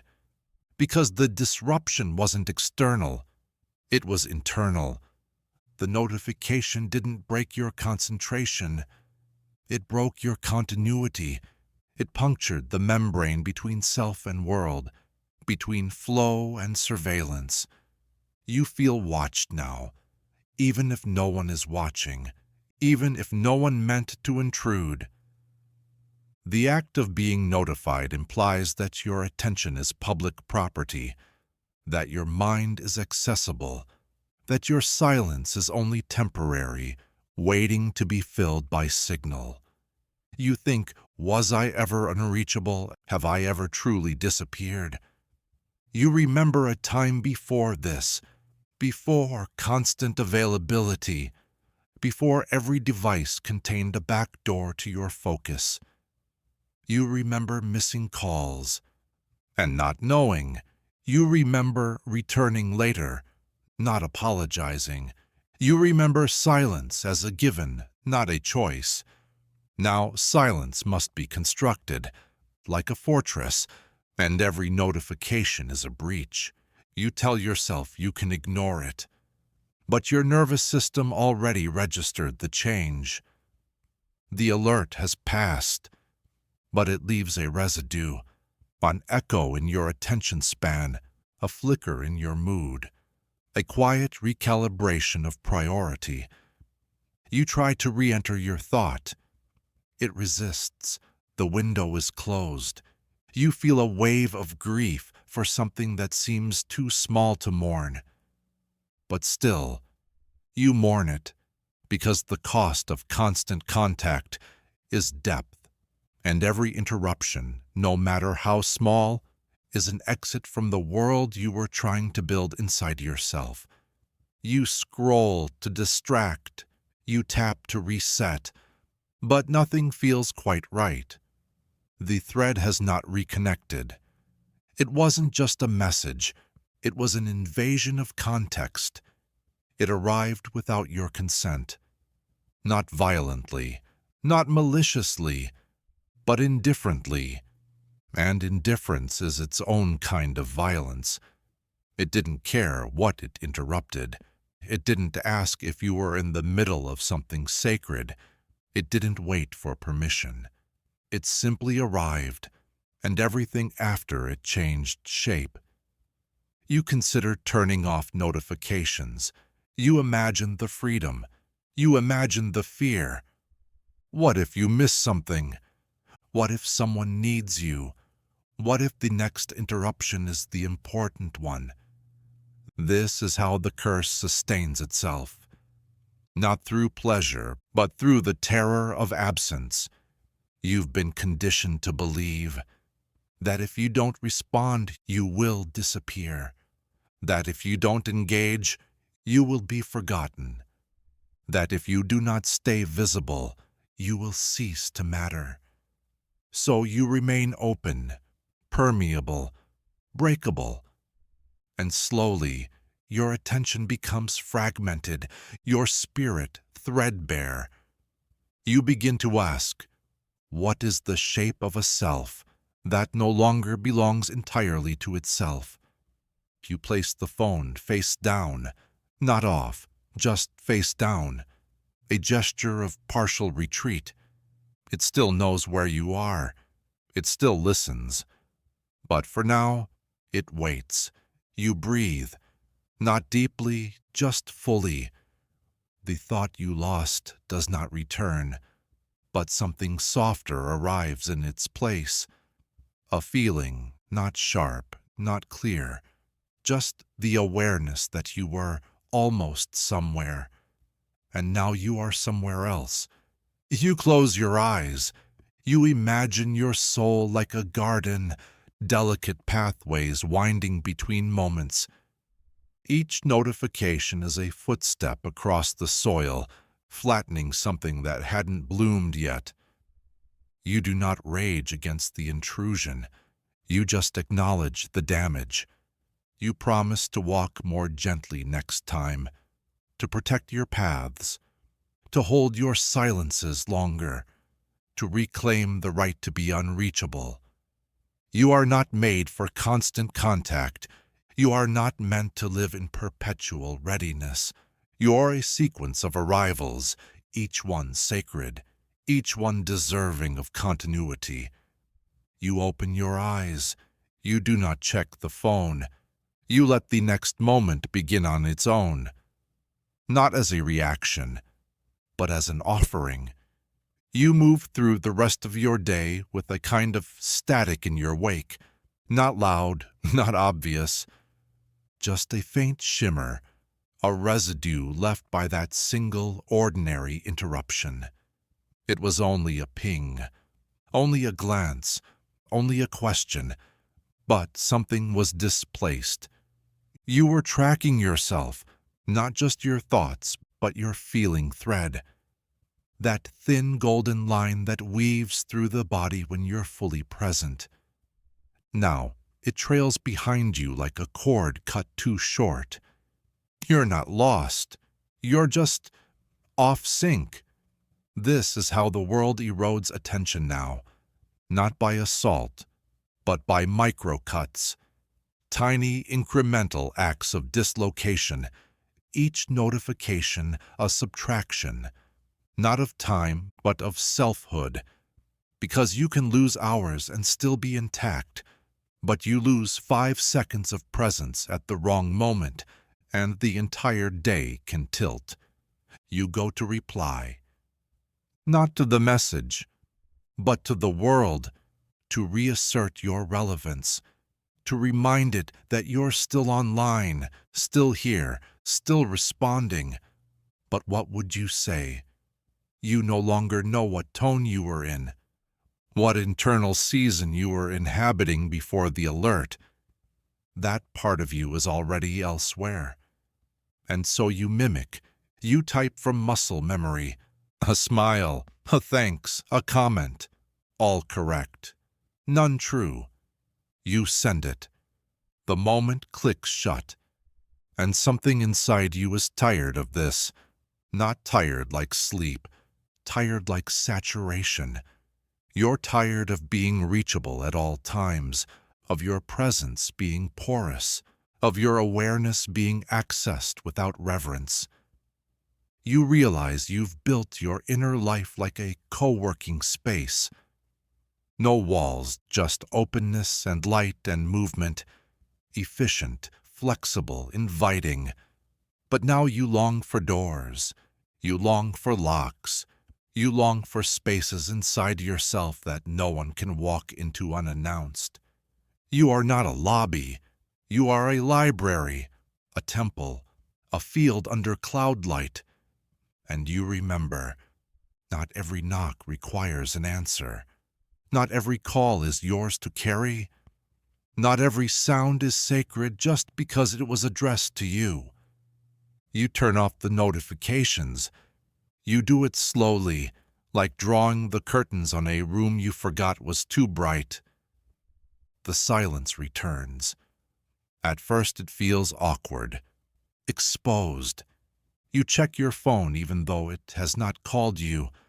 You are detoxing. You mistake the silence for absence.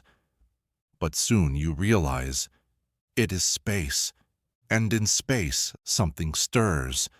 A thought uninterrupted, a memory undistorted, a sentence whole from start to end. The soul does not ask for much, just this, to finish its own sentence without being pinged out of existence. You sit with that sentence, you let it complete, you exhale, and for the first time today, you feel your full weight return. Not heavy, just whole. The world can wait.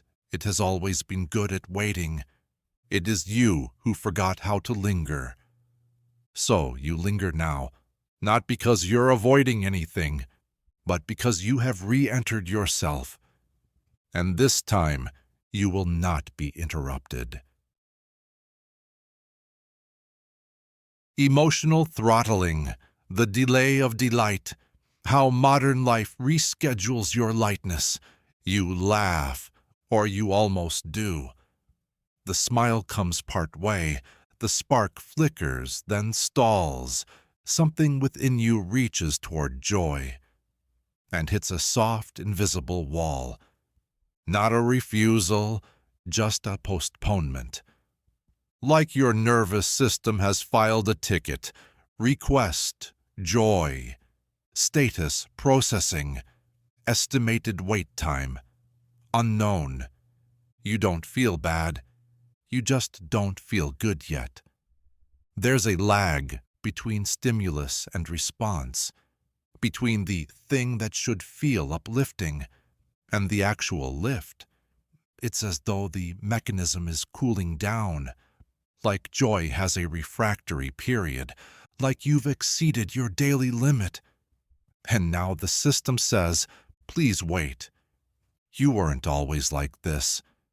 There was a time when delight arrived immediately, when a beautiful song could override a bad day, when a kind message could slice through the static, when good news sparked something right away. Now it has to pass through filters. Now joy feels like it needs clearance. Now happiness knocks and waits in the hallway of your body, until some unseen process deems it safe to enter. You still want to feel it. You haven't shut down, but you've grown cautious, because joy comes with a price now. It feels suspicious. It feels brief. It feels like a setup for loss. You've learned that what rises must be managed, that if you let joy in too freely, it might tip the balance and make the crash hurt more. So you ration, not on purpose, by pattern. You hold joy in draft form, half-sent, pre-reviewed, a feeling waiting for approval from the anxious committee inside your chest. You see beauty, you register it, but it doesn't land.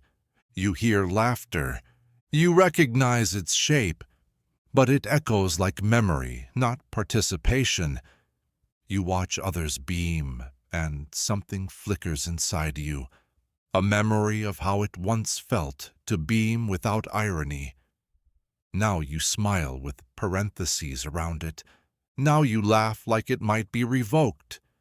This isn't depression, it's delay. You're not incapable of joy, you're just out of sync with it. Your body is buffering. The happiness is cued. It's coming, but it's coming slower than it used to. You wonder what caused it. Too much anticipation, too many false positives, too many joys followed too quickly by letdowns. Maybe the world just layered too many alerts on top of your delight. Maybe every beautiful thing got tied to an asterisk. You learned to brace, and now you do it even when there's nothing to fear. Joy taps on the door, but your reflex is to check for the catch. It doesn't mean you're broken. It means you're intact enough to have adapted to joy being fragile, to joy being brief, to joy being expensive.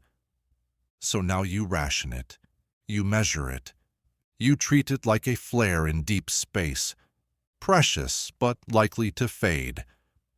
You wonder what it would take to let joy arrive unescorted again, not forced, not amplified, just allowed.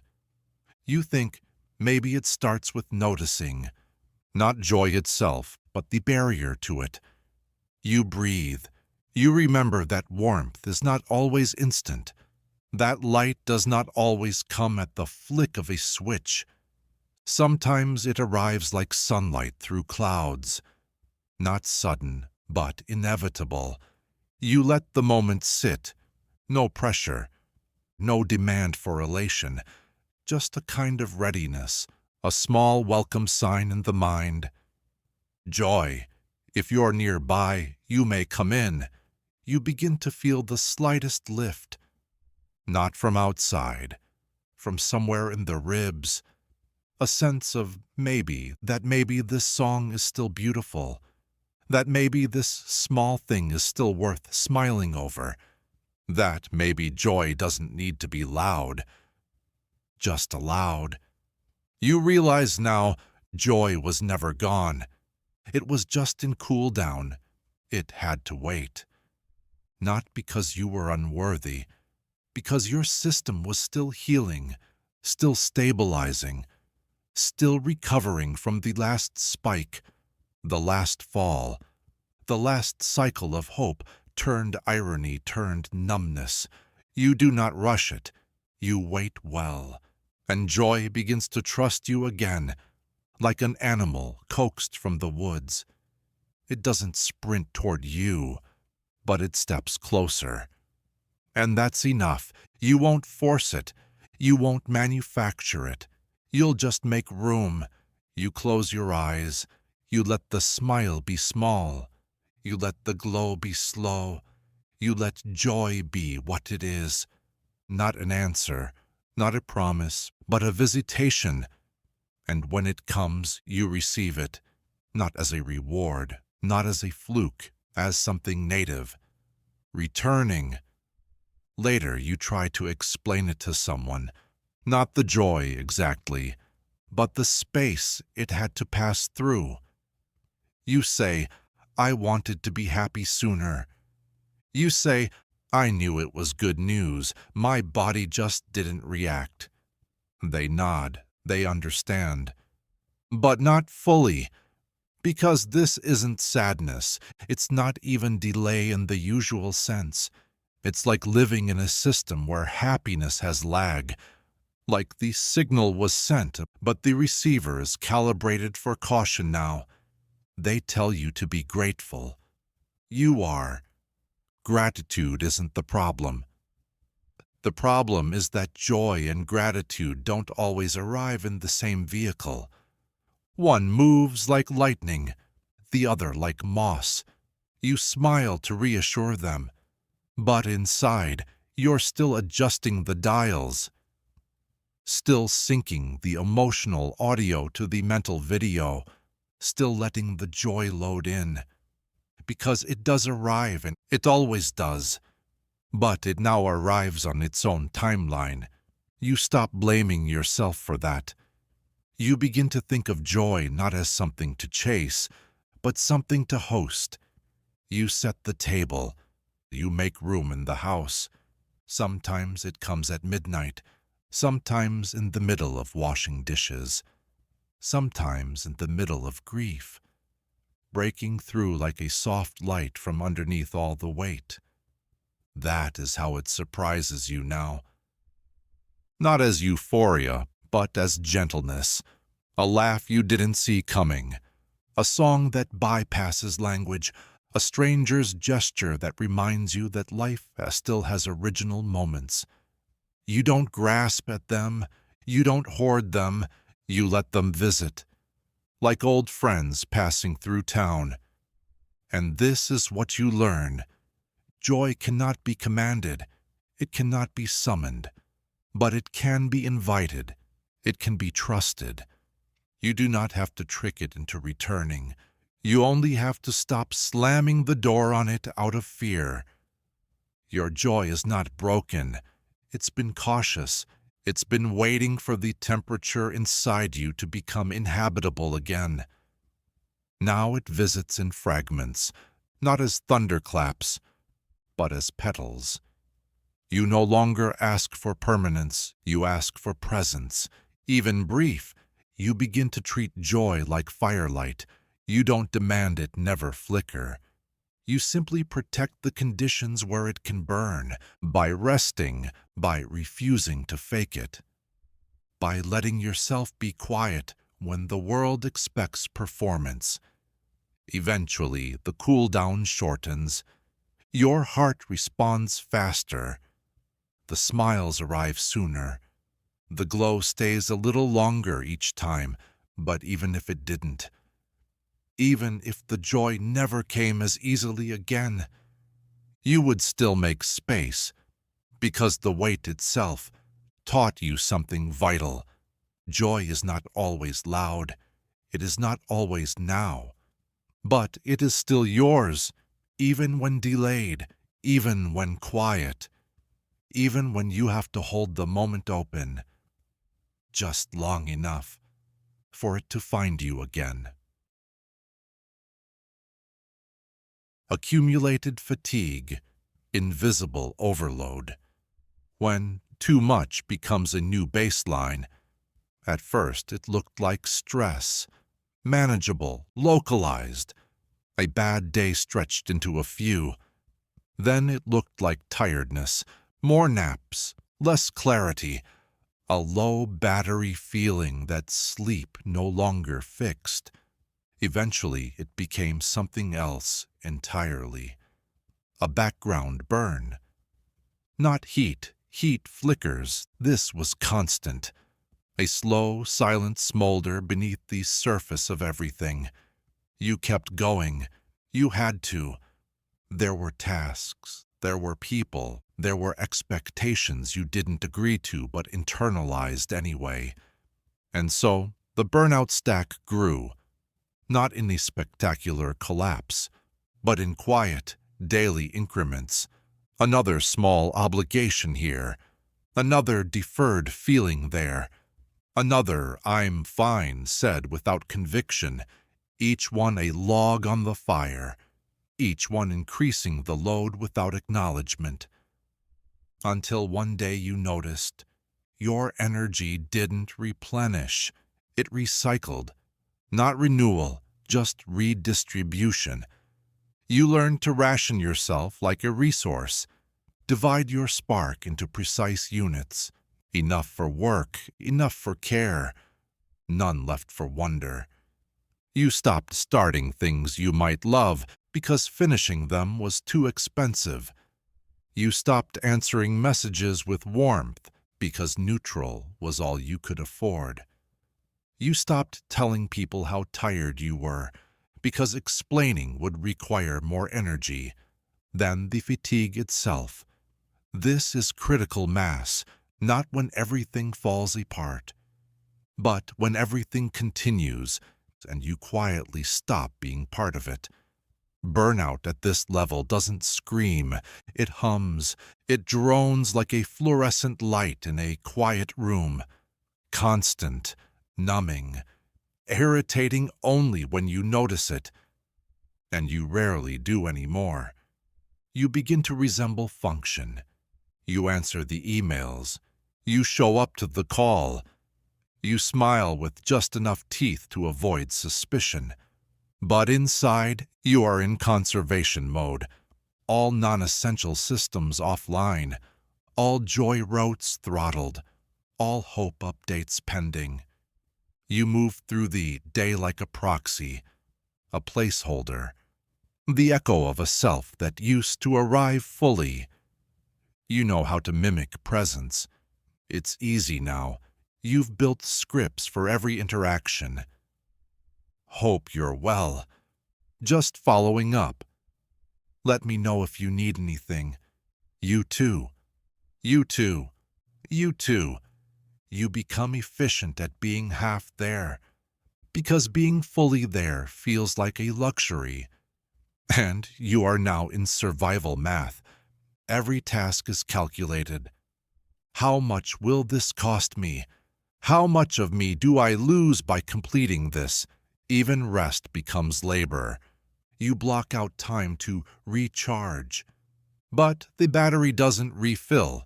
It just sits, stable but low, never climbing, never clearing. You've stopped trying to fix it. You're just trying to not make it worse. Someone asks how you're doing. You hesitate, because the honest answer is not catastrophic. It's just too long, too nuanced, too real. So you say, "I'm okay." You nod, you change the subject. There's no room to explain that you feel like a slow collapse, like a roof caving in millimeter by millimeter. You imagine screaming, but the idea of recovery afterward exhausts you. So instead you go quiet. Not because you're hiding, but because you are smoke. And smoke does not speak, it signals. You start noticing what you miss, not opportunities, not events. You miss feeling curious. You miss following a question just to see where it leads. You miss enthusiasm arriving unprompted. You miss mornings that felt like beginnings instead of negotiations. You don't need a vacation. You need permission to pause without explanation. You need someone to say, "Don't worry. Nothing will collapse if you rest." But that someone never arrives, so you begin to say it to yourself. You stop overpromising. You start replying slower. You give softer no's. You begin clearing internal space. Not by doing less, but by expecting less of yourself while you heal. You stop treating your burnout like a glitch. You start treating it like a message, one you've ignored long enough. The message is not, "You are weak." The message is, "You are finite." You cannot be all things to all people at all times. You cannot absorb endless pressure and remain unchanged. Even steel bends, even stars collapse, even silence can become too loud to bear. You begin to ask new questions. What would my day look like if it didn't need to prove anything? What would I do if I trusted that rest was an act of return, not retreat? What if this burnout isn't a failure, but a signal that I've been holding more than any one person ever should? You cry, not dramatically, quietly, relieved to hear your own voice again beneath the static. The tears don't fix it, but they confirm something vital. You're still in there, beneath the functions, beneath the automatic replies, beneath the calendar squares and system lags. You're still here, maybe a little charred, but intact. You imagine what comes next. Not a breakthrough, not a comeback, just a gentler protocol. Lower expectations, looser plans, longer pauses, maybe even some joy again. Not as reward, but as medicine. You sleep, not to escape, to re-enter. You stop waiting for someone to give you permission. You grant it yourself. The stack resets, not instantly, but eventually. You are no longer burning unseen. You are cooling, clearing, restoring. And the fire, which once consumed you, now waits quietly, ready to become warmth when you are ready to return. Identity distortion, algorithmic reflection. Becoming the version of yourself built for being seen. You wake up already edited, not drastically, just subtly enough to pass inspection. The lines smoothed, the tone adjusted, the features tuned for optics, not intimacy. You look in the mirror. It shows a face. Yours mostly, but not the one you woke up with. You didn't apply the filter. It was applied for you. Quietly, automatically, not digital, psychosocial. Somewhere between the newsfeed and the calendar invite, your selfhood was reformatted, optimized for readability, sharpened for performance, cropped for convenience. You weren't hiding. You were adapting.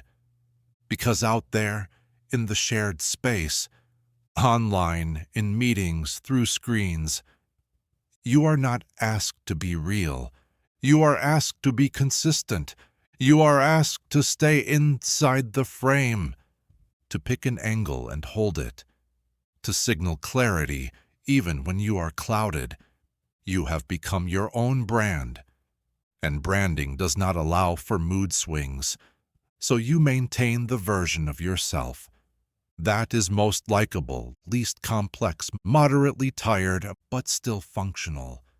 This version gets things done. This version knows what to say. This version replies on time.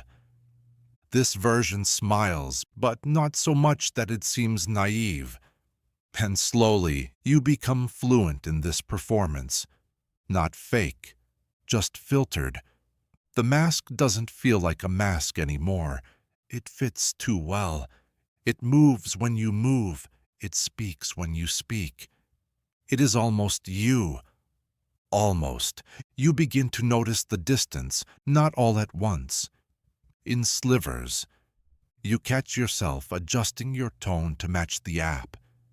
You find your face holding expressions longer than they feel true. You delete a message because it sounded too vulnerable. You scroll your own posts and think, I am curating myself to myself. And even here, where no one is watching, you still speak and caption. Even your silence has branding now. You've absorbed it too deeply to remove cleanly. The expectation, the constant calibration, the need to appear as someone coherent, even when you aren't, especially when you aren't. You remember when you could be blurry, when you could be chaotic, when you didn't have to make sense to anyone but the person you were still becoming. Now you are always understandable, always summarized, always framed. Society calls this clarity. You know it's compression. You used to explore. Now you explain. You used to discover. Now you present. You used to change. Now you update. And every update must be pleasing. You want to peel it off. The filter. The frame. The person you've been wearing like armor.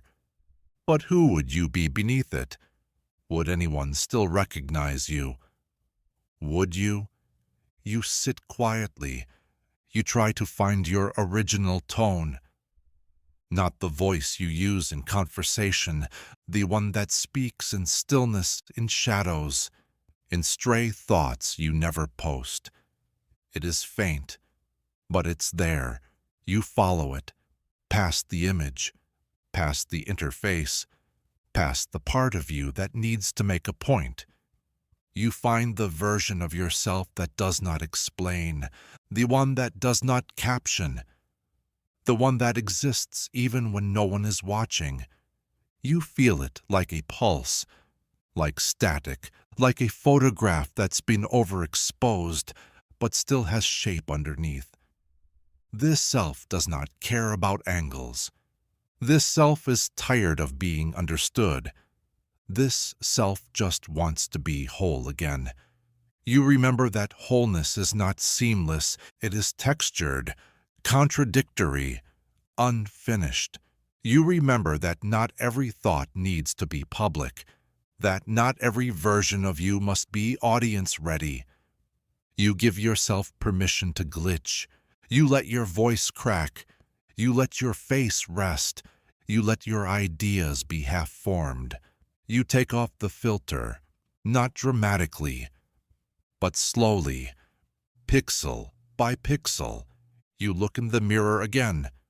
The lighting is different. The face is not sharper, but it is yours, and it is allowed to change. You return to the world, not unfiltered, just less filtered, just enough to feel your own edges again. People still see the version they expect, but underneath, you are no longer managing their expectations. You are learning to disappoint, to confuse, to contradict, to exist beyond coherence. It feels strange, but it also feels real. You begin to believe that your humanity is not in your polish, but in your noise, in the pauses, the rough drafts, the days where nothing aligns. You are not a concept. You are a process, and that process cannot be rendered into a filter. Without loss, you let the loss go. You return to the blur, and from there you begin again, not as content, but as person. Later, you're in a conversation. Someone says, "You seem like you've got it all together." You pause. You don't know how to respond. Not because it's untrue, but because it is a version of true that erases too much. What they're seeing is the filtered image of you that doesn't falter, the one polished by professionalism, smoothed by routine, held up by a scaffolding of half-finished affirmations. You smile and nod. The moment passes, the performance continues, and it's not anyone's fault. You played the part well. You learned the lighting. You memorized the script. But now you feel like an actor left alone on stage, long after the audience has gone. Still smiling, still lit, still holding the scene, just in case someone's still watching. You retreat after, not out of sadness, out of exhaustion. There's something about being perceived. That takes more than it gives, especially when the version being perceived is only adjacent to the truth. You wonder how many masks you wear per week, how many identities you toggle through before noon, how many tones, faces, mannerisms you've mastered to survive, to belong, to not confuse others with the full range of what you are. Because fullness is dissonant, messy, too wide for platforms, too strange for performance reviews, too real for scrolling. So instead, you become efficient, you segment, you optimize, until your humanity becomes modular, interchangeable, customizable. But inside, you start to flicker. You forget which version of yourself is the seed and which one was grown to be seen. You forget what you like. When no one is watching, you forget what you believe. When no one is asking, you forget how to relax your face when the screen turns black. This is the long erosion of being always visible, the erosion of interiority, of contradiction, of the ability to go uncaptioned. So one evening, you go dark, not dramatically, and just unplugged. No story, no notification, no update saying, "Taking time for myself," just time for yourself. And in that time, you become blurry again. You don't try to define what you're feeling. You don't organize your emotions into a shareable sequence. You let yourself return to formlessness, and slowly, something real begins to hum beneath the surface. A version of you that doesn't have a headline. A version that doesn't align with the grid. A version that's strange, quiet, alive. You let them stretch, yawn, Be unnamed. You take a photo and don't post it. You write something and don't save it. You think a thought and don't trace it. You simply exist, off camera, off script, off brand. And in that moment, the most unfiltered one you've known in weeks, you realize something profound. You are not a face. You are not a feed. You are not a version. You are the whole thing. And no filter, however seamless, can ever contain it. Stalled momentum, frozen choice. When motionless doesn't mean restful. You're not stuck. Not exactly. You're just paused. Open tab. Blank cursor. Still screen. No emergency. No urgency. But the engine inside you doesn't turn over. You are not resisting action. You are simply incapable of initiating it. There are things to do. Many, actually. Tasks arranged like stepping stones, clear, sequential, achievable, and yet your body remains in the chair. Your mind drifts in a shallow loop. No one notices, because to the outside you look composed. But inside you're circling, idling. You try to engage. Click, swipe, check, refresh. Nothing lands.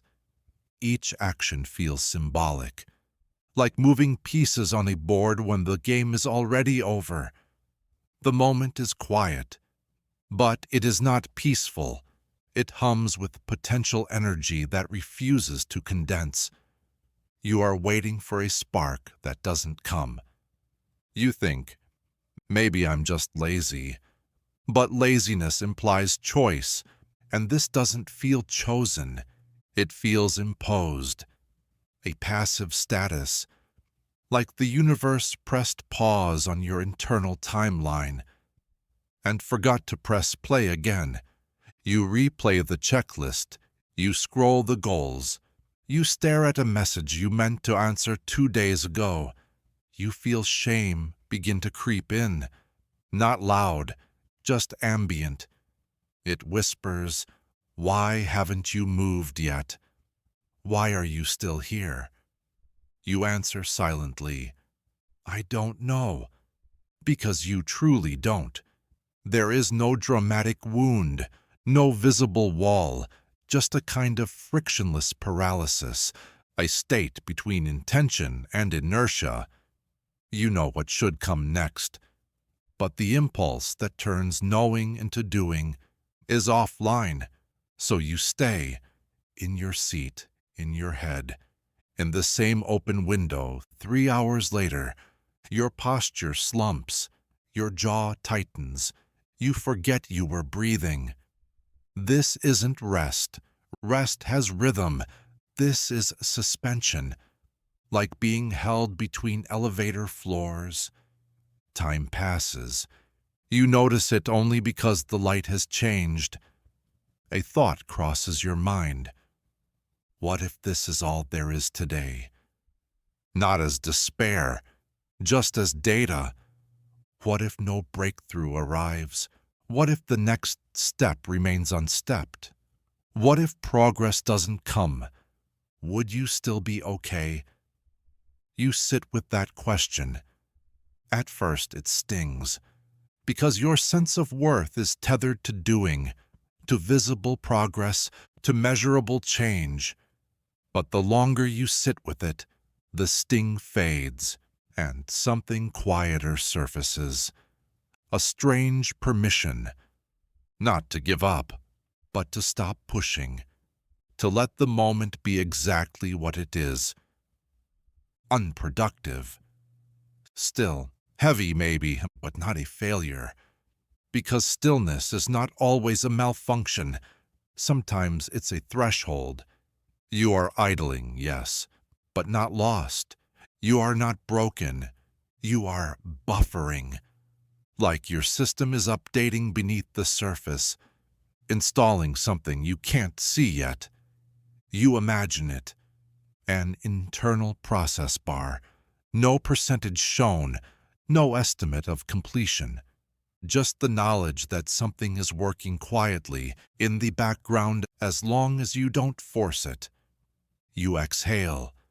You let the cursor blink without judgment. You let the task remain untouched. You let the body be still without demanding motion. And in that non-doing, you discover something. You are not your output. You are not only valid when you produce. You are not only real when you act. You are here, even when you are paused, even when you are waiting, even when you are nothing but breath in a chair. That is not failure. That is existence. The system will boot again. The current will return. The engine will engage. But today, now dash. You idle. And that is enough.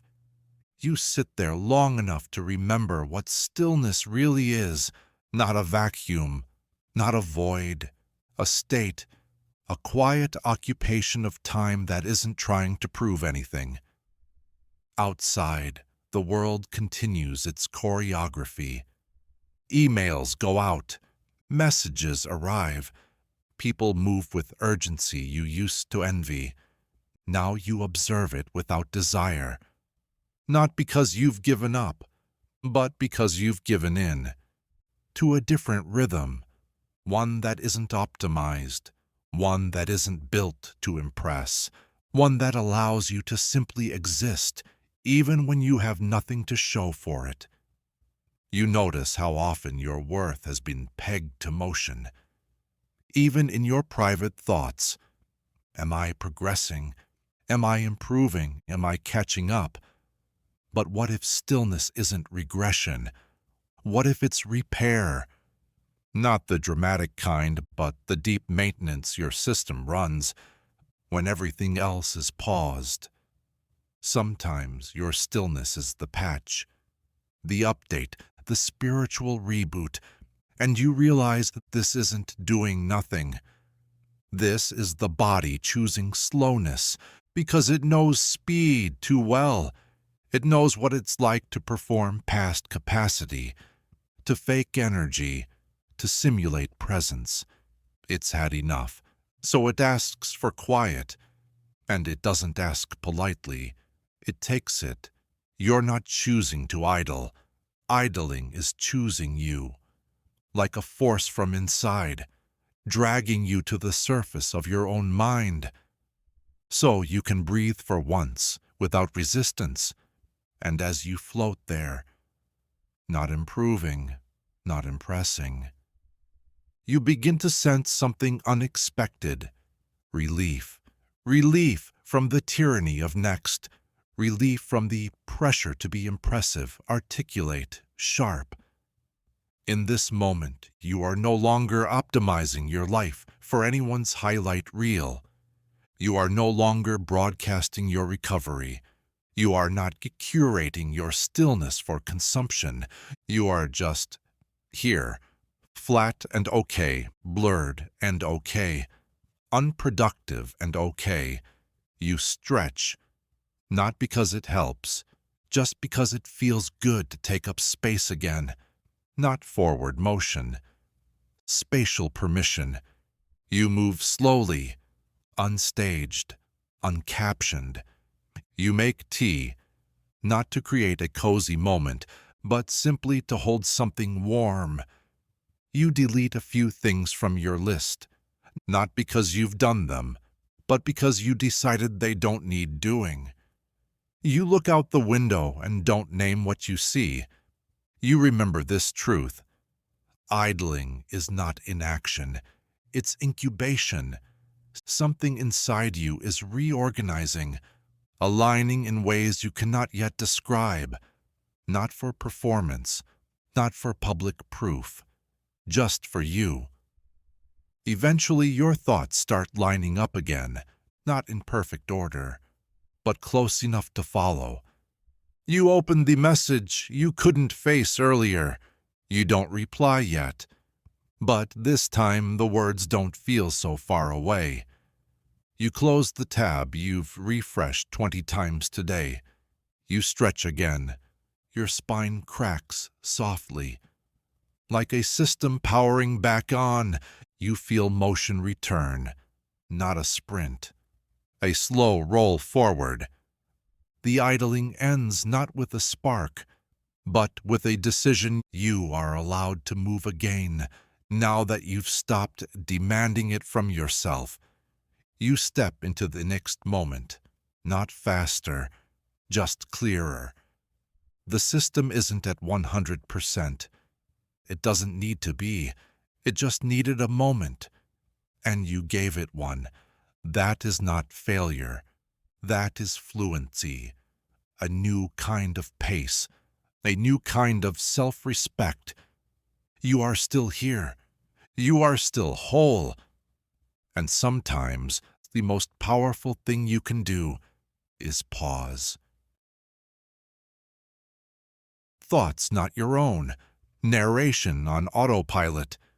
When your inner voice is a borrowed script, you wake with a sentence already playing in your mind. It's not profound. It's not even interesting. Just a phrase, familiar, looping, synthetic. You didn't write it. You don't know where it came from. It feels like leftover noise from a dream you didn't finish. You sit up. More phrases arrive. You narrate your movements without meaning to. I should drink more water. You really need to get it together. What time is it again? God, I'm tired. The voice isn't cruel. It isn't kind. It just is. Always on, always commenting. You realize your thoughts don't feel like yours anymore. They feel pre-written, scripted by a system you didn't subscribe to. Some part of you is constantly generating internal dialogue, a ticker tape of updates, half-formed self-assessments, microscopic judgments, default commentary. It doesn't stop, even in silence, even in stillness, especially in solitude. You open your phone, hoping to overwrite it. Instead, the scroll syncs with the monologue. Words from strangers slip into your mind's voice. Tweets, captions, headlines. They fold into your language. Your voice now mimics a feed. You catch yourself thinking in slogans, reacting in fragments, feeling in pre-formatted responses. You wonder, when did my inner voice become an interface? You try to remember the last time you had a thought. That was purely yours. Unprompted, unpolished, unobserved. You can't, because even your solitude now performs for a hypothetical audience. You're never truly alone. You're always being narrated. Even your sadness arrives with commentary. This is too much. You should be over this. You always do this. You're being dramatic. These aren't feelings, they're scripts. Some handed to you, some installed by repetition, others absorbed from culture, media, the slow creep of algorithmic language. You try to interrupt the stream. You sit down to meditate. You focus on your breath. But even here, the narration adapts. You're doing this wrong. You should be calmer by now. Try harder. The voice has no off switch. It just shapeshifts. It wants resolution. It wants certainty. It wants constant updates on your emotional status, as if healing were a customer service ticket. You realize something chilling. You don't think anymore. You generate. You're not reflecting. You're live streaming to yourself. You're not feeling. You're preemptively explaining. And beneath it all, there is no real silence, because silence, too, has been narrated. This is nice. Should I be thinking more? Am I doing silence correctly? You pause. You ask, whose voice is this, really? It doesn't sound like the child version of you. It doesn't sound like the quiet intuition that sometimes arrives in dreams. It sounds assembled, constructed from a lifetime of ambient messaging, echoes of authority, media, feedback, survival logic, 1,000 little sources braided into one continuous broadcast. You wonder what it would take to shut it down. Not forever, just long enough to hear something else. You stop moving. You close your eyes, and you ask, what do I know that isn't language? The question arrives like an empty room, quiet, open, undecorated. The voice tries to fill it, but this time you don't respond. You wait, and in the waiting, something deeper stirs. Not words, not even thoughts, just presence. The sense of being prior to narration, the part of you that breathes. Without describing breath, the part of you that feels, without editorializing emotion. You meet yourself there, wordless, whole, real. You stay a while. When you return, the voice is still there. It always will be. But now you know, it is not you. It is a filter, a translator, a sometimes useful tool that forgot its place. And when it speaks again, you listen differently. You ask, is this true? Is this mine? Is this necessary? And many times the answer is no. So you let it pass, and in its place, you let a new kind of silence in. Not the absence of sound, but the presence of self. Beneath the noise. This is not the end of the monologue, but it is the beginning of sovereignty. You do not have to believe every sentence you think. You do not have to obey every phrase that appears. You are not your inner narrator. You are the one being narrated, and you are allowed at any time to reclaim the script. Later in the day, you catch yourself rehearsing, not for a presentation, not for anything scheduled, just life. A casual conversation, 3 days from now. An imaginary disagreement, a compliment you might receive, and how humbly you'll deflect it.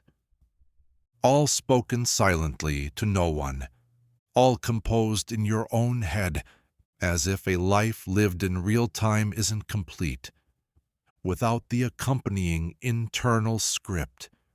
You wonder how much of your energy has been spent, not living, but pre-narrating, not feeling, but narrating the feeling, not acting, but rehearsing how you'll remember it.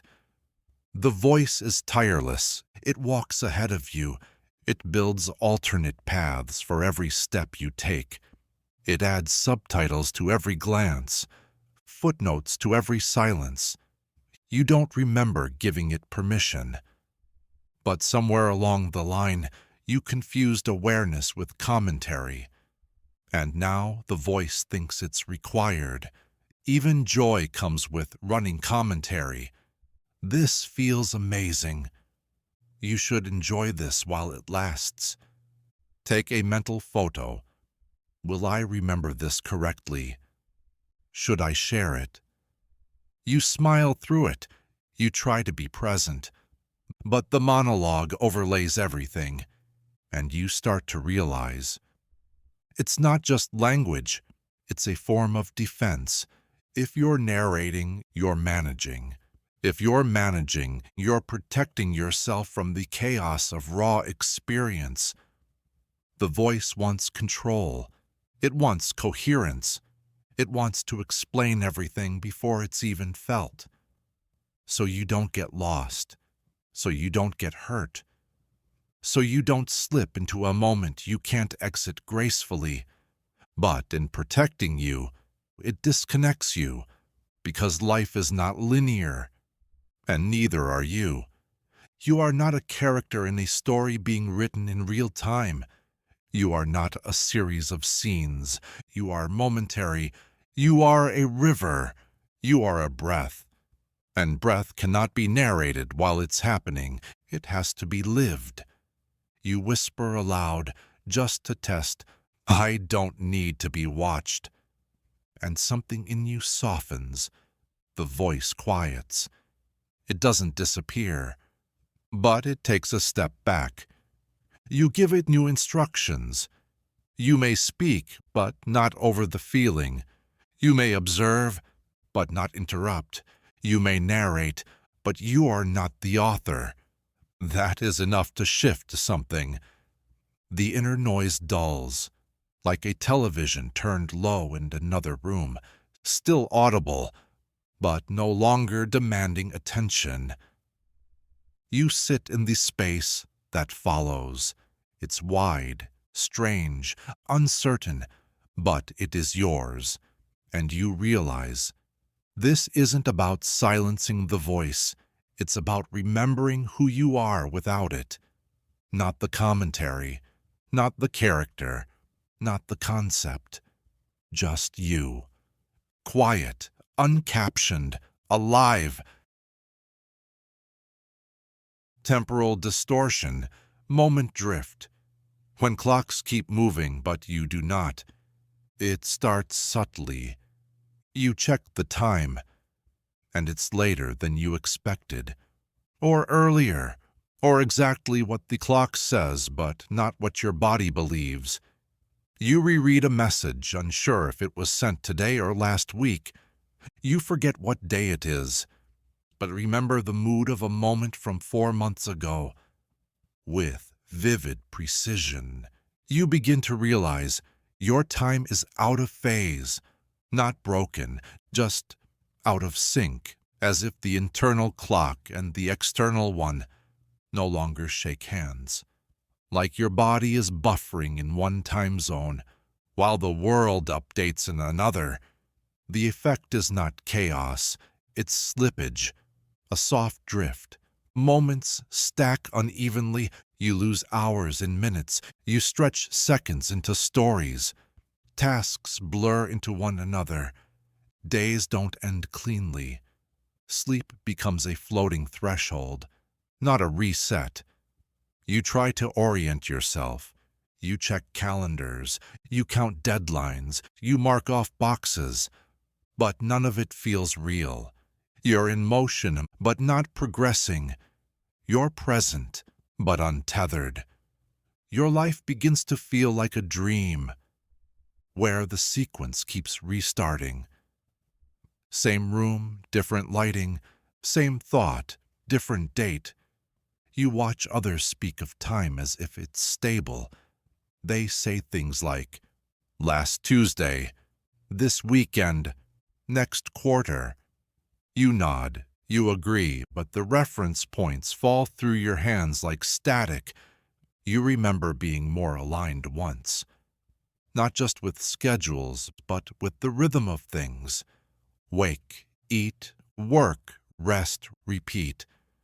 Now those divisions have softened, blended, collapsed into a kind of stretched blur, where morning and evening are aesthetic concepts, and weeks feel shaped by mood rather than structure. You are not lost. You are unscheduled. And the world does not wait for unscheduled people. It continues to tick forward with crisp segmentation. 9 o'clock meeting, 12 o'clock lunch, 3 o'clock sprint review. You show up. Your body arrives. But your mind is delayed by a few frames.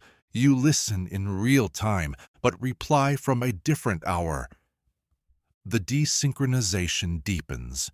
Memories arrive out of order. You cry suddenly and don't know from where. You laugh at something that happened 3 years ago and feel it in your chest as if it just occurred. You begin to understand that time. at least as you experience it, is not a line, it is a field, with overlaps, with folds, and you are wandering it sideways.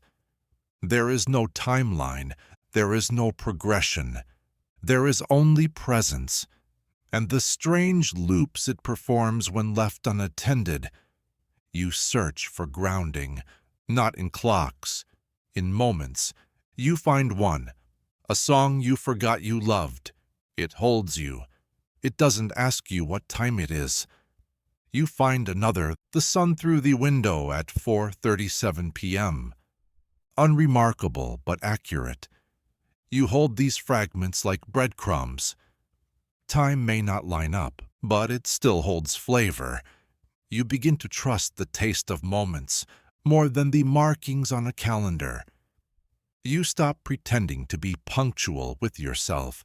You admit that your mind arrives late sometimes and stays longer than invited. You build a new kind of orientation, emotional timekeeping. Not what day is it, but where am I in my season? Not how long ago did that happen, but what shape did it leave in me? You start living like a tide instead of a timeline. Some days come with rhythm. Some days refuse to announce themselves. You stop forcing the sync. You stop apologizing for lag. You notice something else. Others are drifting too. They speak in similar phrases. Time's been weird lately. Last month feels like yesterday. Is it really almost fall? You realize. This isn't just you.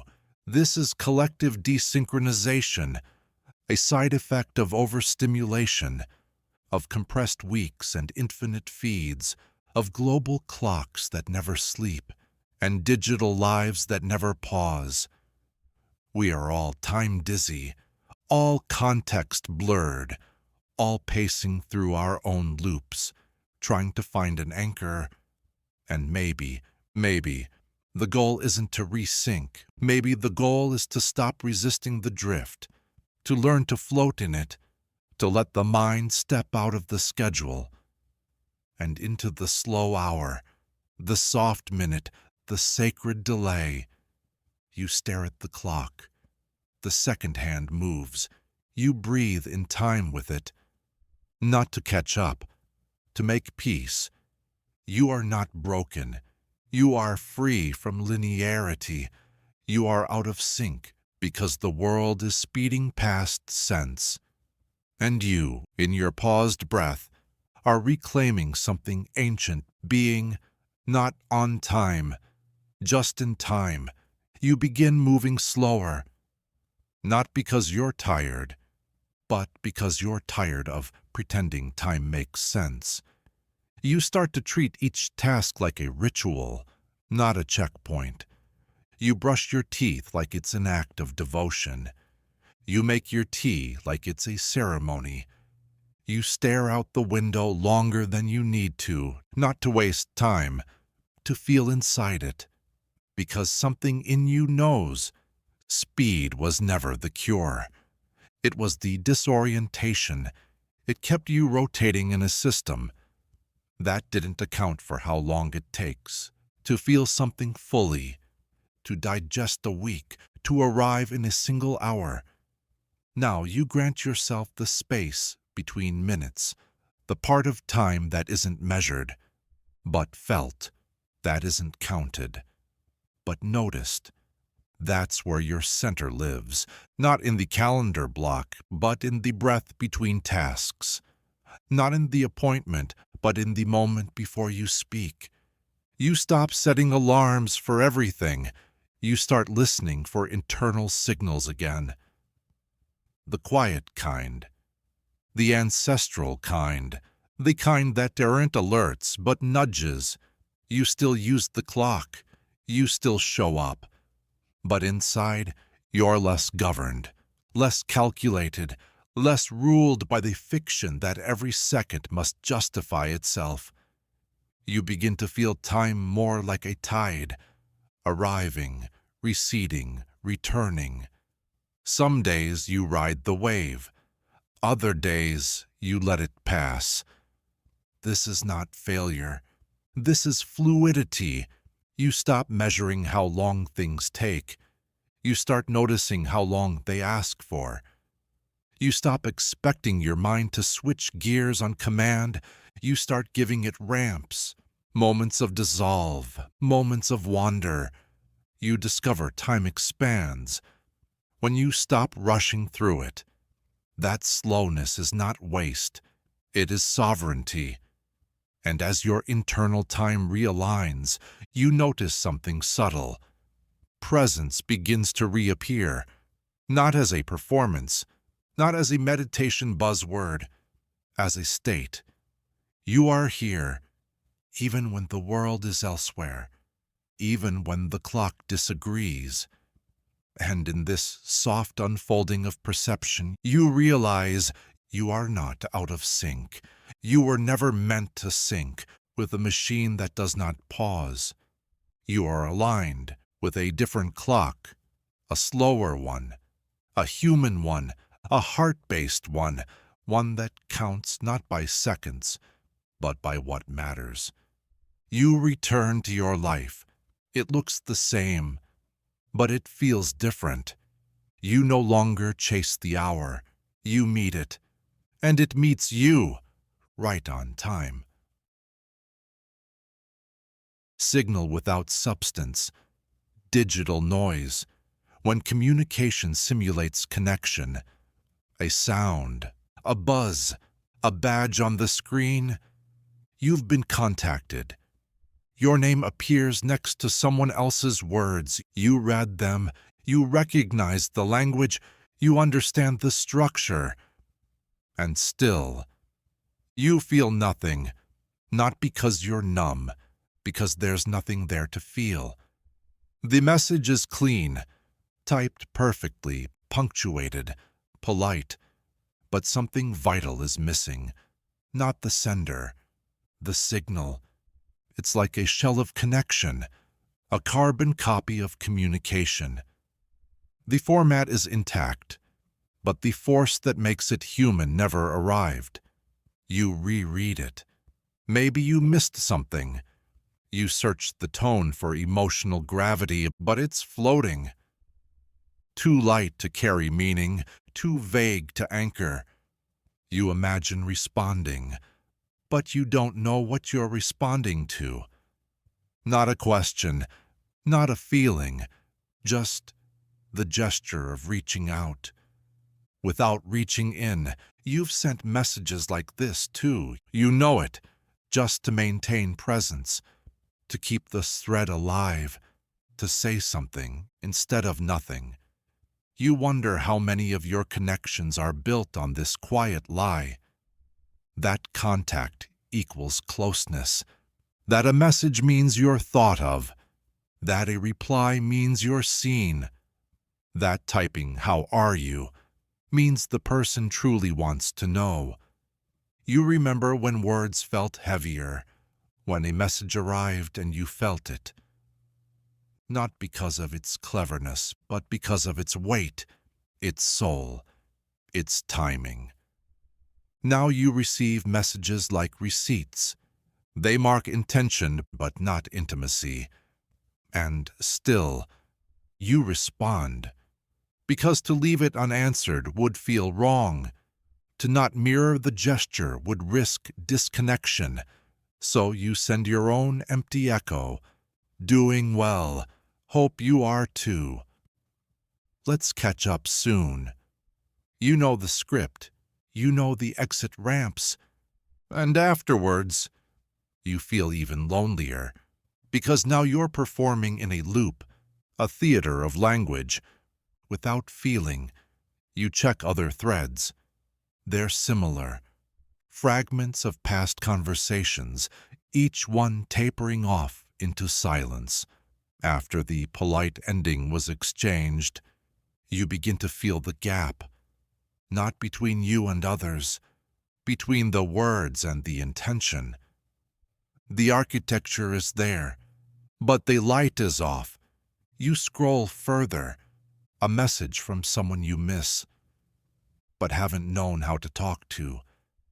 Their text is casual, too casual. Just saw this meme and thought of you, LOL. You don't know how to reply, not because it hurts, because it doesn't reach you. You don't want memes, you want recognition. You want a sentence that sounds like it came from their chest, not their thumb. You don't need eloquence, you need sincerity. But that is rare now, because sincerity takes time. And time these days is too fragmented for depth. You realize how often you've sent messages just to simulate care. Not because you felt it, because you thought you should. And the simulation is convincing, enough to maintain social bonds, enough to satisfy algorithms, enough to keep your phone from being too quiet. But something ancient in you knows. This is not connection. This is signaling, and signaling does not feed the soul. It pings it. You close your phone. The silence feels heavier, but more honest. You begin to grieve the lost art of communication, not conversation, but communion. The feeling of sharing something that changes both of you. That leaves a mark, that lives inside the moment instead of hovering around it. You wonder what it would take to mean what you say again, to send words that carry weight, to reach not for attention, but for presence. You pick up your phone again. You scroll past the templates. You pause. Then, you open one thread, one real thread, not the most urgent, the most honest. You write not what you should say, but what you feel. Hey, I know it's been a while. I've been missing something I can't name. Maybe it's this, no pressure to respond. Just wanted you to know. You don't overthink it. You don't revise. You send it raw, unpolished, alive, and as soon as it leaves, you feel something shift. Not resolution, not joy, just authentic presence. The return of a voice that wasn't auto-generated, a message with meaning, because it came from you, and not the part of you built for appearances. You don't know if they'll reply. That's not the point. The point is, you remembered how to speak like yourself. And that remembering is the real message. You stare at the screen for a moment longer, not waiting, just witnessing. The digital silence feels different now, not empty, cleared. As if by refusing to echo another hollow phrase, you've made space for truth to return.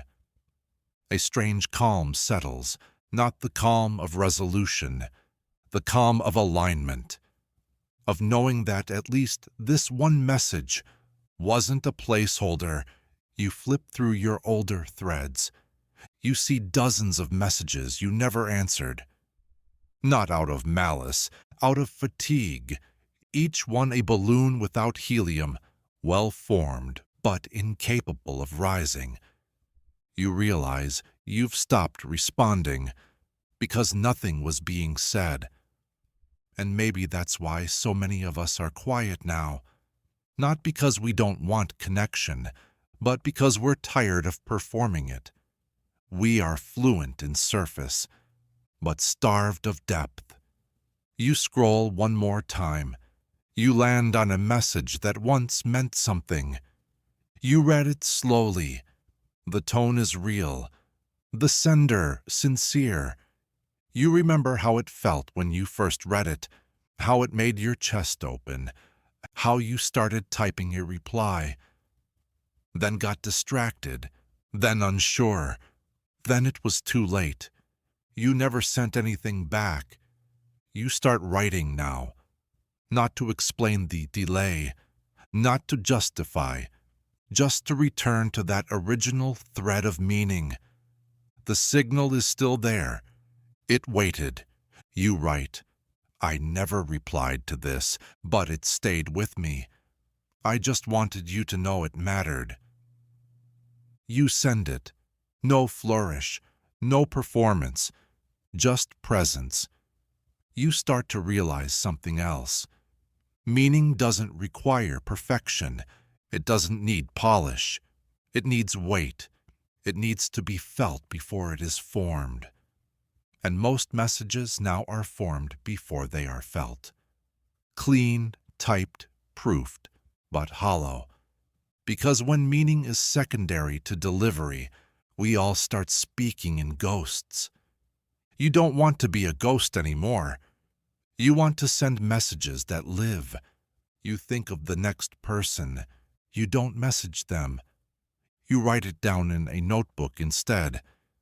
You begin to treat your inner speech with the same reverence you wish others would bring to yours. You let it be clumsy. You let it be full of pause. You let it breathe. Not everything must be sent, but everything should be honest. You take a walk. Your phone stays in your pocket. Not out of discipline, out of relief. There is no one you need to perform closeness for today. No reply that must simulate care. No contact that must prove relevance. Instead, you breathe. You think things that are not captions. You feel things that are not tagged. You remember what it means to be with yourself. Uncommented. That is where meaning lives now. Not in the inbox, not in the scroll, but in the quiet choices that have no witnesses, the slow reconnection to language that lives in your body before it passes through your thumbs. You receive fewer messages now, but when one comes, you can feel instantly if it is real. And when you send one, you mean it. And in that slow, deliberate return to meaning, you realize not all connection is created equal, and not all presence is noise. You do not have to be reachable to be real. You do not have to respond to be connected. You only have to mean it. And when you do, even once, that's enough to bring the thread back to life. Unprocessed feeling, delayed response. When the inbox inside you starts to overflow, there are things you haven't felt yet, not because you don't want to, because you didn't have the time. A sadness left unread, a joy postponed, an anger rewrote, a tenderness minimized to make room for productivity. They've all been archived, not forgotten, just filed, marked later, and later has grown crowded. You carry them, not on your face, but in your posture, in the tension that arrives mid-morning uninvited, in the sigh you exhale before remembering why. The backlog doesn't scream, it simmers, it sends soft reminders.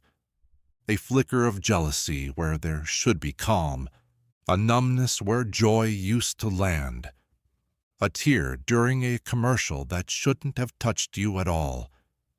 Your body is the inbox now, and it's full, because no one ever taught you to hit reply on emotion, only dismiss, only snooze, only sort later. But feeling is not admin. It's not meant to be organized. It's meant to move. And when it doesn't, it settles. It sedimentates. It becomes the invisible weight you can't explain. You open your calendar. You see no space for sadness, no time blocked for joy, no slot labeled process. So it accumulates. You get good at skipping yourself. You learn to function with a backlog. You start answering questions you don't remember asking. You start reacting to things that shouldn't hurt. You begin to mislabel your feelings because you've stopped checking their origin. This is what happens when the inbox overflows. You feel out of order. You cry, but not for now. You snap, but not at the real trigger. You fall silent in conversations, not because you're empty, because you're overfull. Someone asks, "Are you okay?" You say, "Just tired." But that's not it. You are emotionally overdue. There are feelings that should have moved through you, but instead they built a home.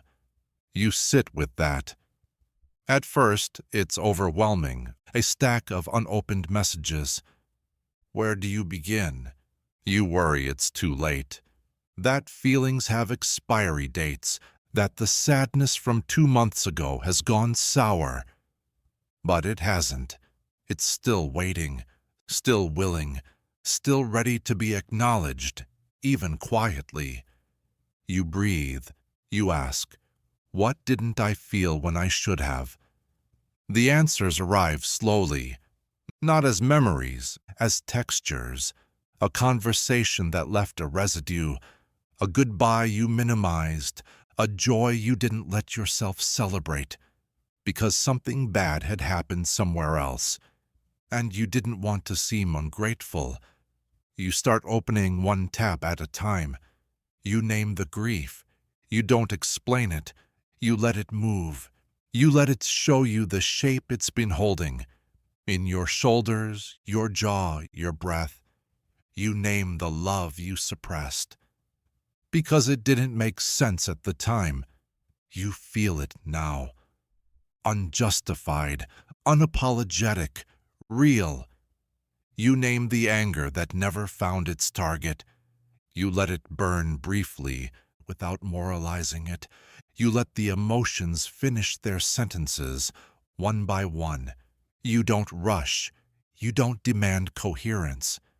Feelings don't need to be useful. They just need to be felt. And as they move, space returns. Not a vacuum, a capacity. You don't feel lighter because you've removed something. You feel clearer because you've processed it. The inbox isn't empty, but now it's active, alive. You've remembered that emotions aren't interruptions.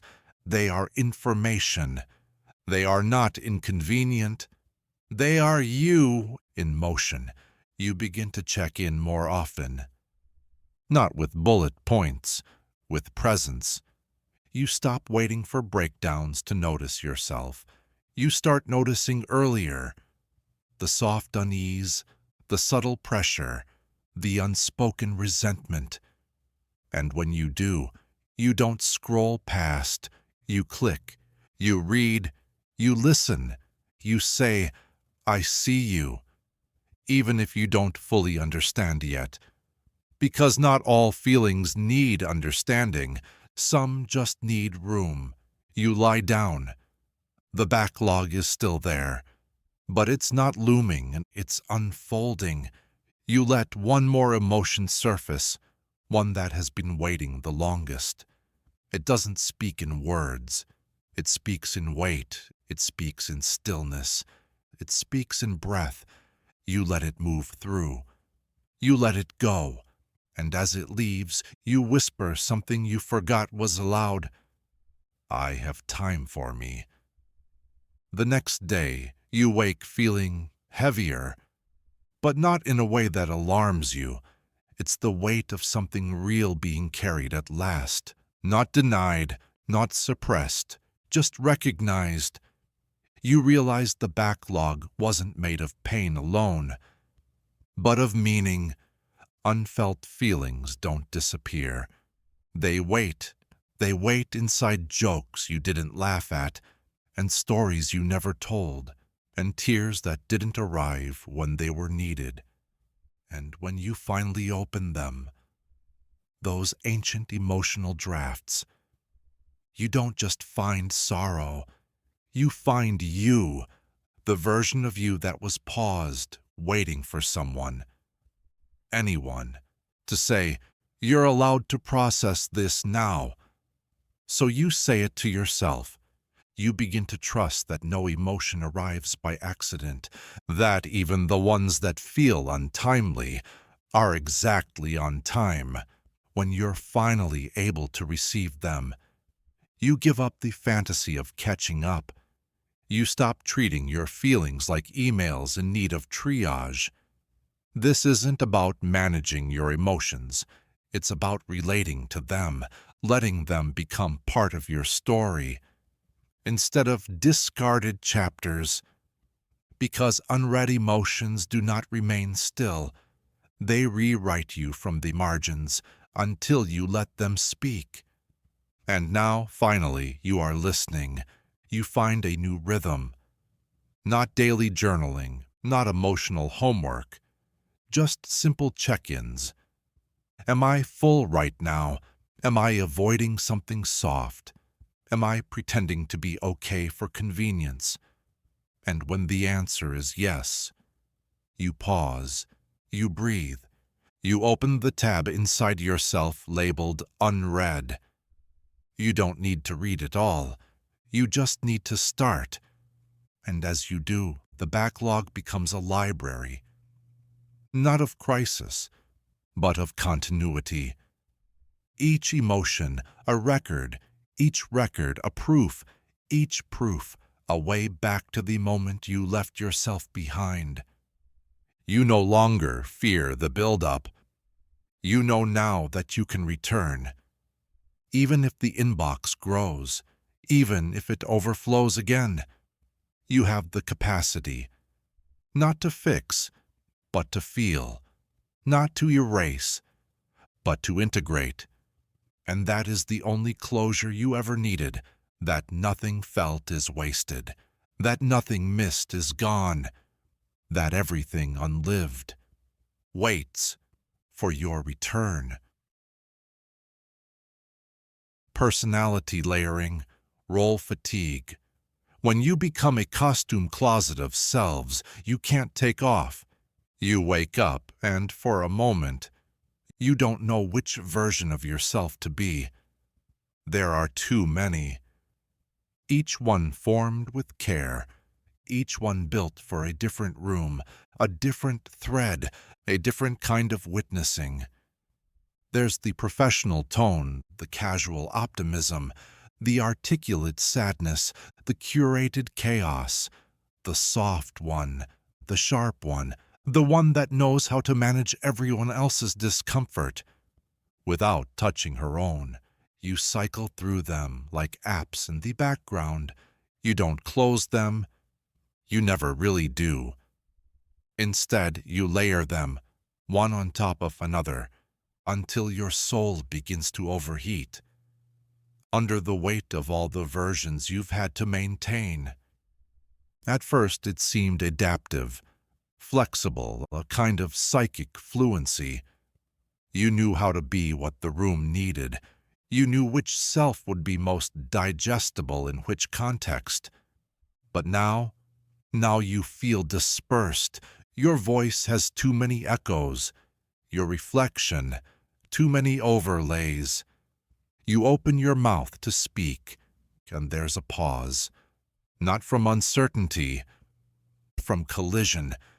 Multiple selves trying to speak at once. Multiple logins, same user, system crash. You wonder, when did I last speak without adjusting? When did I last move without pre-calibration? You have become your own UX design, your own social algorithm, a personality assembled from emotional A/B testing. You perform intimacy in one thread, professionalism in another, cool detachment in a third. All of them you, none of them whole. Because identity, when multiplied too far, begins to fracture, not into dysfunction, into performance fatigue. You still function, you still reply, you still hold your role. But each version feels less embodied, each gesture slightly off-tuned, each moment filtered through the question, who am I supposed to be right now? And you are tired, not physically, existentially. Your soul is buffering, trying to reintegrate what has been too long divided. You long for a room where you don't have to remember which mask you left on. You long for a space where no one expects anything from you except presence. But such spaces are rare now. Even in solitude, the selves echo. You hear their voices in your mind, internal notifications from roles you thought you'd paused. The over-explainer, the careful deflector, the emotionally literate fixer, the adaptable shadow. You open your journal to write freely, and still, the tone adjusts itself. You can't escape it, because this isn't just performance, it's internalized. You've worn the selves so long, they've become skin. So what now? Do you strip them off? Peel them away? You try. You sit in silence. You wait for the real you to surface. But silence doesn't bring clarity. It brings more selves, the quiet one, the spiritual one, the reflective one. Even now, the identities cue. So you change the question, not which one is me, but what happens if I stop performing all of them? You breathe. You stop choosing. You sit, unlabeled, and it's disorienting. You feel blank, unstructured, imprecise, and that feeling, that float, is the beginning of your re-entry, the return not to a single version, but to presence beneath version.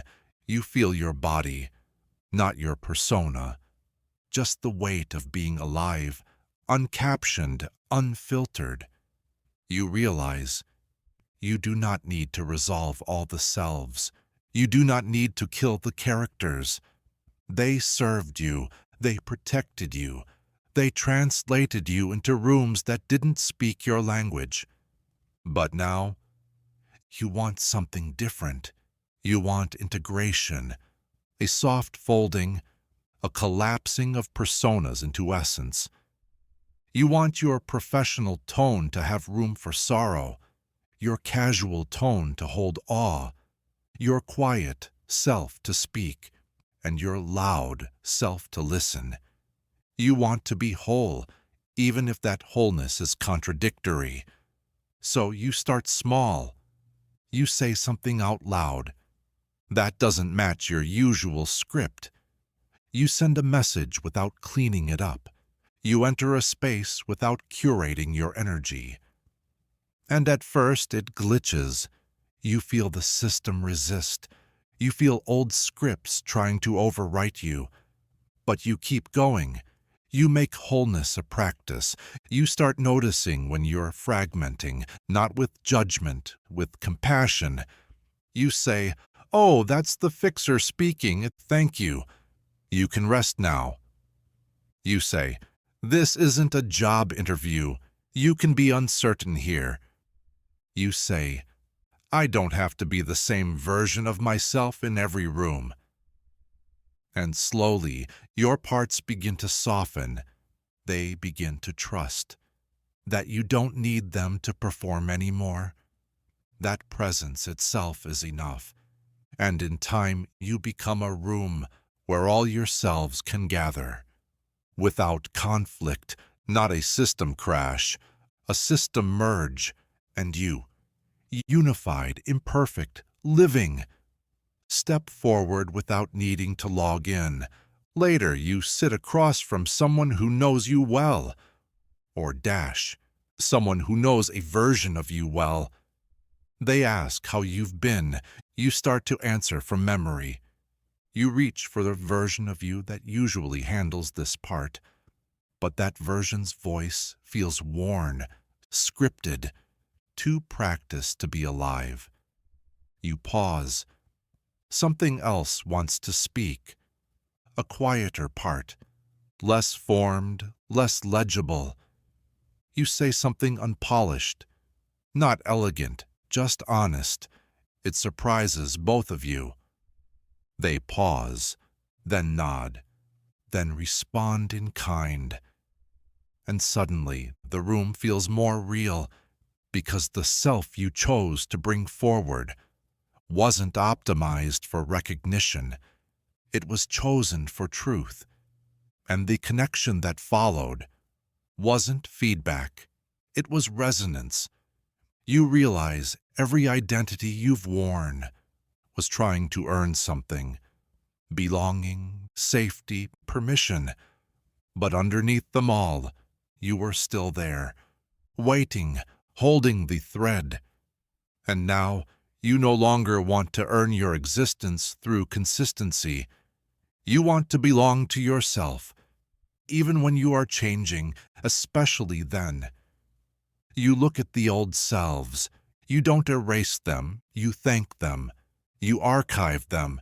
You carry forward only what still feels native, no longer a bundle of masks. Now, a layered self, coherent through honesty, not sameness. From here, your speech slows, your actions align, your gaze softens. You become a little harder to define and far easier to trust, because now what you say and how you say it are being drawn from a single source again, not compiled, not merged, just remembered. There is no more error. There is no crash. There is only this. You are not too many. You are just more than one, and all of them are welcome. Silent update. Soft rewrite. When the world shifts in the background and nothing feels quite the same, you went to sleep in one version of the world. You woke up in another.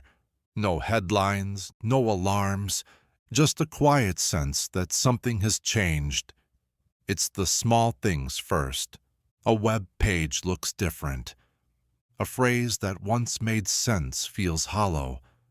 A certainty you carried yesterday flickers now, like a corrupted file. You rub your eyes. The light outside is still familiar. The coffee tastes the same, but inside, a glitch. The parameters have shifted, not violently, but thoroughly. The same street, but the pacing feels off. The same conversation, but the context feels outdated. You suspect an update happened. Somewhere deep in the system, the version number ticked upward while you slept. Reality patched. No notification, no changelog, just different now. You try to remember what came before, but memory gets murky around the edges, not erased, just misaligned. Like a dream you almost grasped, but now it's folding into your socks and schedule. The things you cared about last week feel strangely muted. The urgency has drained. Or maybe it's you. Maybe the update rewired your priorities and didn't ask for approval. You feel unsynced, not with others, with yourself, like your operating system rebooted, and your apps haven't caught up. You check your calendar. You recognize the tasks, but they feel assigned to a previous version of you, one who had more clarity or more ambition, or just a stronger sense of why. Now you hover over it all, a little softer, a little unsure. You're not lost, you're just reoriented. You realize you've been patched too. A new baseline installed, an invisible choice accepted during rest. Perhaps your body knew before your mind did. Perhaps the dreams you half forgot were integration scripts, installing new limits, new permissions, new vulnerabilities. You don't fight it. You've learned that resistance only slows the update. You walk slower today, not out of laziness, out of recalibration. You're checking for rendering errors in the landscape, watching the sky for discontinuities. But everything appears normal, which makes the feeling harder to name. Because sometimes the world shifts in ways language doesn't catch. You try anyway. You say, "I feel different." They ask, "Different how?" You shrug. You don't know. Lighter in some places, heavier in others. It's like your settings were reset to factory softness. You cry easily, but not always from sadness. You pause more, but not always from doubt. You feel more, but explain less, and no one else seems to notice. That's what happens when the patch is global. Everyone updates quietly. We all adapt, each believing we stayed the same. But you know, your dreams left fingerprints. A face you hadn't thought of in years appeared. A version of yourself stood silently beside you, watching. The dreams didn't tell a story. They ran diagnostics. And when you woke, yourself had been recompiled. You wonder what the update was for. Maybe it added more fragility, or more tolerance, or removed some outdated patterns in the background. You don't need to know. That's not your job. You are the device, the platform, the body that holds the code. You move forward with a different gait, more curious, less programmed. And slowly, you begin to appreciate what's been gained. You're no longer running the old scripts that no longer matched your capacity. You say no with less explanation. You let go without rehearsing grief. You feel joy without fear of crashing. Because maybe the patch didn't just rewire your boundaries. Maybe it uninstalled a fear you didn't know you had. Fear of slowing down, fear of missing out, fear of not becoming who you were supposed to be in time. All of it loosened. You stare out the window longer than usual. You don't apologize for it. You let your thoughts wander without catching them. You stop trying to narrate your evolution. You trust that whatever shifted in your sleep did so on your behalf. And now it's your turn to learn the new interface, the new sensations, the new emotional inputs. You may not know the version number, but you know this. You woke up different. And different is not loss. It's adaptation. It's the part of you that outgrew something you never would have released on your own. The patch did what your conscious mind refused. And in that soft betrayal of the old you, you've been granted the beginning of someone new. That evening you catch yourself doing something unfamiliar. Nothing, not procrastination, not distraction, just stillness, undirected attention, no window open, no need to optimize the moment. And it feels good, not thrilling, not productive, but good in a deeper way.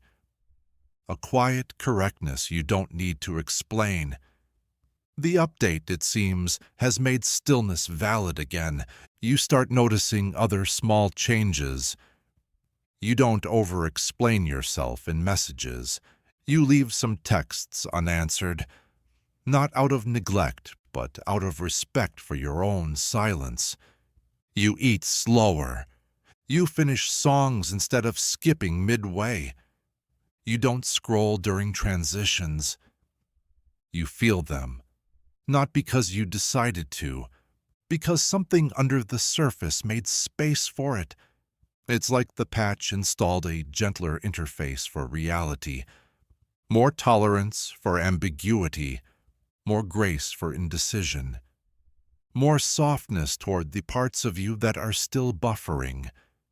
You think, maybe this is what growth looks like from the inside, not clarity, but comfort with the unclear, not discipline, but devotion. You no longer need every part of life to make sense immediately. You trust that meaning catches up later, like updates that finish installing long after the restart. You stop treating evolution as something earned. You start seeing it as something allowed. You go to sleep again, not with anticipation, but with curiosity. Maybe there will be another patch. Maybe not. Either way, you've learned to wake slowly, to check the world not just for news, but for shifts in your own perception, to greet the day without demanding it explain itself. You've become more compatible with change, more forgiving of the strange. And in the quiet, just before sleep returns, you whisper something that wasn't there before. Whatever updates tomorrow brings, I'll learn how to live with them. Not because you're ready, but because you're adaptable. And that's enough. Prolonged anticipation, ambient suspense, when tomorrow feels cued but never delivered. You sense it before you see it, the spinning icon, the quiet hum, the flicker of something about to begin, but not yet. You are in the loading screen of your own life. Everything feels pending. The next job, the next chapter, the next version of yourself just out of reach. You've done the prep, you've watched the signs, you've closed one door and are standing politely in front of the next. But the door doesn't open. There's no knock, no message, just buffering. An indefinite pause between the end of the last thing and the beginning of whatever's supposed to replace it. At first, you treat it like an error. You refresh your plans. You troubleshoot your energy. You scan for updates, but nothing resolves. And so you wait. Not passively, but with a kind of suspended intensity, like you're mid-breath in a sentence you didn't write. You check the timeline. Shouldn't things have happened by now? Shouldn't you be further along? The world offers cliches. Trust the process. Everything in its time. But none of them help when the waiting becomes your atmosphere. You start to question your sense of movement. Are you evolving or just spinning? Are you recalibrating or just stalled? The mind doesn't like open loops. It wants destination, resolution, a clear indicator that something has changed. But the future remains blurry. You tell yourself this is incubation, that something is forming, shaping, rendering. But some days you feel like a screen stuck on 97%. So close to becoming, but never allowed to finish.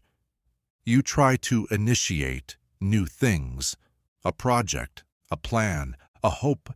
They begin. Then they hesitate. They ask for more time than you expected. You begin to suspect this is not a phase. This is a state, a form of suspended becoming, a sacred waiting, disguised as stagnation. So you stop forcing the refresh. You stop asking when. You stop translating progress into productivity. And instead, you begin to listen to the silence. As if it might speak, it does, not in clear instructions, in invitation, to pay attention to what you've been skipping, to notice what still lingers. From the previous chapter, lessons half absorbed, grief still echoing, truths you knew too quickly, and now must learn again slowly. because maybe this isn't about what comes next. Maybe it's about what was never fully left behind. The future, after all, doesn't arrive like a package. It arrives like a transition, uneven, asynchronous, not available for rush delivery. So you live in the in-between. You soften to it. You make a home out of almosts. You start taking walks without imagining who you're becoming. You prepare meals without imagining who will share them. You read books without underlining lessons to apply later. You stop treating every moment like a prelude. You start letting them stand. And strangely, your presence returns. Not because the future arrived, because the future paused long enough for you to catch up to the present. You begin to trust this delay. It's not punishment, it's pacing. It's your system saying, you are not ready for more until you finish being who you already are. So you listen. You finish being here. You feel everything available now. You learn to love days that don't deliver news. You learn to rest in chapters that don't declare themselves final. You learn that loading is not empty. It's preparation with no deadline. It's the unseen work, the subconscious reordering, the interior scaffolding that must be built before the next shape can hold you. You dream differently now, less of escape, more of orientation. You stop imagining escape routes. You start building patience. You stop asking what's coming. You start asking what's asking for closure.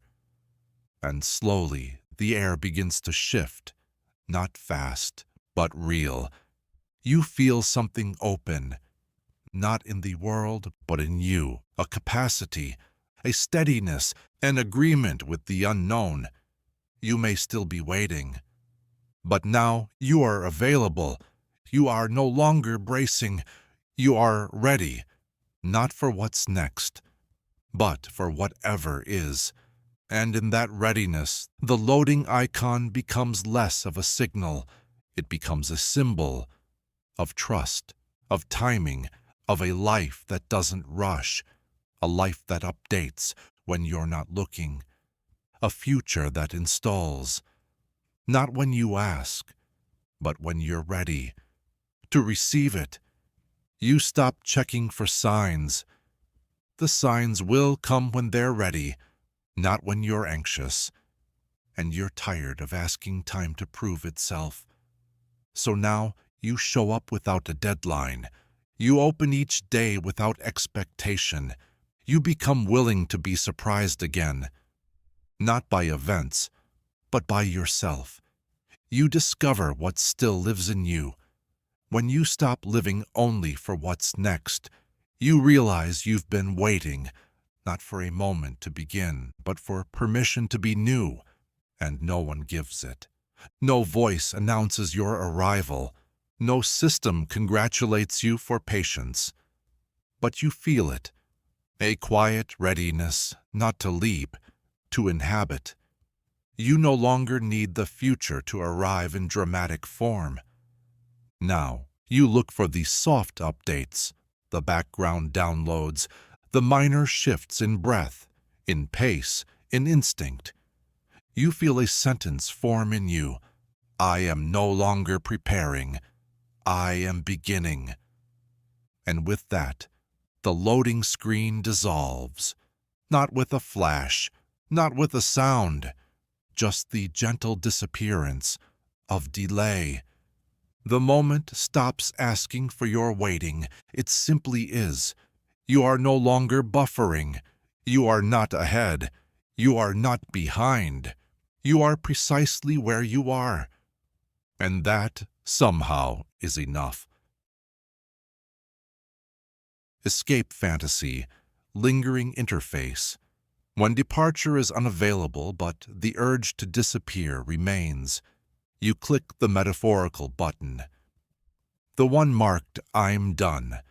The one that says sign out, shut down, close tab, fade away. It does not work. Nothing happens. No transition. No fade to black.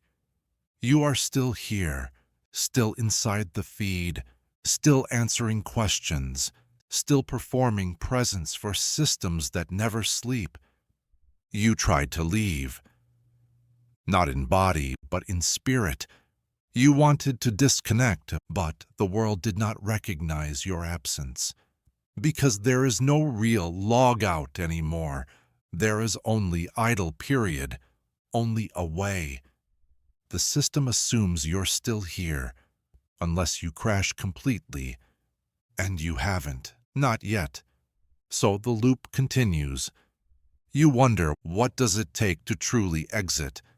To become unreadable to the algorithm, to become untrackable to expectation, to leave not just the room, but the version of yourself that lives through signal. You look for the logout key in ordinary places, turning off notifications, deleting apps, driving with no destination, sleeping without your phone nearby. Each attempt grants temporary relief, but the interface follows. It's in your posture, your habits, your inner prompt to always respond, always be known, always continue. Even when the show ends, you feel the light still burning. Even when you lie in bed, you narrate yourself to the dark. Even your silence is being tracked. If not by machines, by the echo chamber of your own awareness, you begin to realize you're not trying to escape the world. You're trying to escape the requirement to be legible in it, to be understood, to be accounted for, to be visible. Because visibility, once a gift, has become a weight. You've become a presence maintained by pings. And the deeper truth is this: logging out isn't about disappearing. It's about becoming unrecoverable, about letting yourself enter a space where no one expects you to resume at full function. Not a retreat, not a nap, a departure. But the world isn't built for that anymore. There are no true exits, only exits that reroute you into new interfaces, new apps, new updates, new spaces where your profile rebuilds itself from memory. Even when you try to vanish, your shadow starts logging in ahead of you. And so you sit, not logged out, but dimmed, running in background mode. Some part of you still wants permission to disappear. Some part of you still watches the edge of things, hoping for a crack to slip through. You imagine unplugging everything, walking into the woods, changing your name, shutting down every notification that says you matter, and still, you suspect the echo would follow. Because the real logout isn't digital, it's internal. It's not the world that holds you in. It's the version of you trained to stay active, the one who still wants to be seen, still wants to explain, still wants to be forgiven for not replying. You look into the mirror. The avatar stares back. The version of you that's always on, always composed, always half available, even in solitude. You ask softly, "Can I stop now?" The version blinks. It doesn't answer. It never had to. You answer for it, "Yes." And the first real exit begins, not by logging out, but by powering down the need to be visible. You stop updating people. You stop tracking your healing. You stop turning your recovery into a narrative. You go offline without an announcement. You retreat from performance without a reason. You don't leave. You just stop being found. You rest in unreachability. And something unfamiliar arrives. Stillness that isn't waiting to be interrupted. Silence that doesn't ask for caption. existence that doesn't need to prove itself. This is the exit. It's not a door. It's a dissolving, a refusal to remain in character, a letting go of the interface. And as you dissolve, you don't vanish. You reappear, not as presence to be pinged, but as essence that doesn't owe anyone its availability. You do not log back in. You simply stay here, uncaptioned, unmeasured, alive in a version of yourself that doesn't answer to systems. And in that soft, impossible logout, you finally rest. Not because the world stopped asking for you, but because you stopped replying. Later, someone checks in, a well-meaning message. "Hey, just wanted to see how you're doing." You see it, you appreciate it, but you do not reply, not out of neglect, out of integrity, because you are still in the quiet beyond return. And to answer now would require spinning the machinery back to life. The tone, the filter, the reply shaped not just by truth, but by the image of who you've been. You want to wait until you can answer as the person you've become since logging out. If they never ask again, you will understand. You've started to trust that real connection survives your absence. You step outside. The street is unchanged, but you move through it without urgency, without the invisible tether of constant narrative. You are no longer checking in with the world as if it were your supervisor. You are inhabiting it, a pedestrian in your own life again, not a content stream, not a cursor, not a blinking indicator of availability.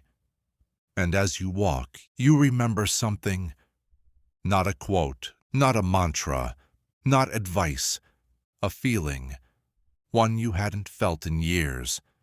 Freedom without detachment. The ability to step back without disappearing. To say no without apology. To be absent without abandonment. You never needed to disappear. You just needed permission to stop narrating your presence. Now, finally, you are not a status, not a symbol. You are here, quiet, untracked, undeclared. And in this space where logout was once impossible, you realize you didn't exit. You re-entered as yourself. No badge, no ping, no login required.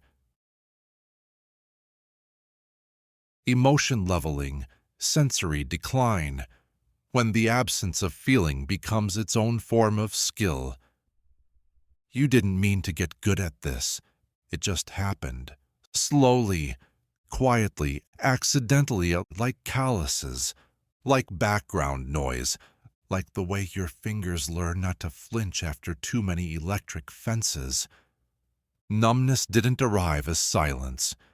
It arrived as adaptation. You used to feel everything all at once. Now you feel it in patch notes, toned down, throttled, delayed. What was once piercing is now background hum. The sadness still visits, but it knocks less loudly. The joy still comes, but its colors have dulled. You've built tolerances, not just to pain, but to beauty, to urgency, to the gravity of your own reactions. You've trained your system to buffer less, because too much emotion costs energy, and energy is scarce. So now, you scroll past crisis without wincing. You hear heartbreak songs and hum along with clinical distance. You nod through another friend's spiral and say, "That makes sense," even if nothing touches you the way it once did. It isn't detachment, it's skill. You've leveled up in emotional load balancing. You've allocated all remaining resources to function, and function demands insulation. You say, "I'm fine." Not because it's true, because it keeps the temperature stable. You say, "I just need a minute." But that minute turns into a month, and still you feel nothing shift. You begin to suspect that numbness is not the absence of feeling. It's feeling that refuses to render. You open your inbox. You reply to the polite messages. You heart the necessary posts. You use exclamation points with proper spacing. But beneath the punctuation, nothing lands. You begin to live in parentheses. Everything you say comes with subtext. I'm here, but not fully. I'm doing the motions because I've forgotten the music. I'm functioning at a level that looks alive. Someone hugs you. You remember that hugs used to feel like something. You replay the gesture like a video you've seen before. You aren't sad. You aren't numb because of sadness.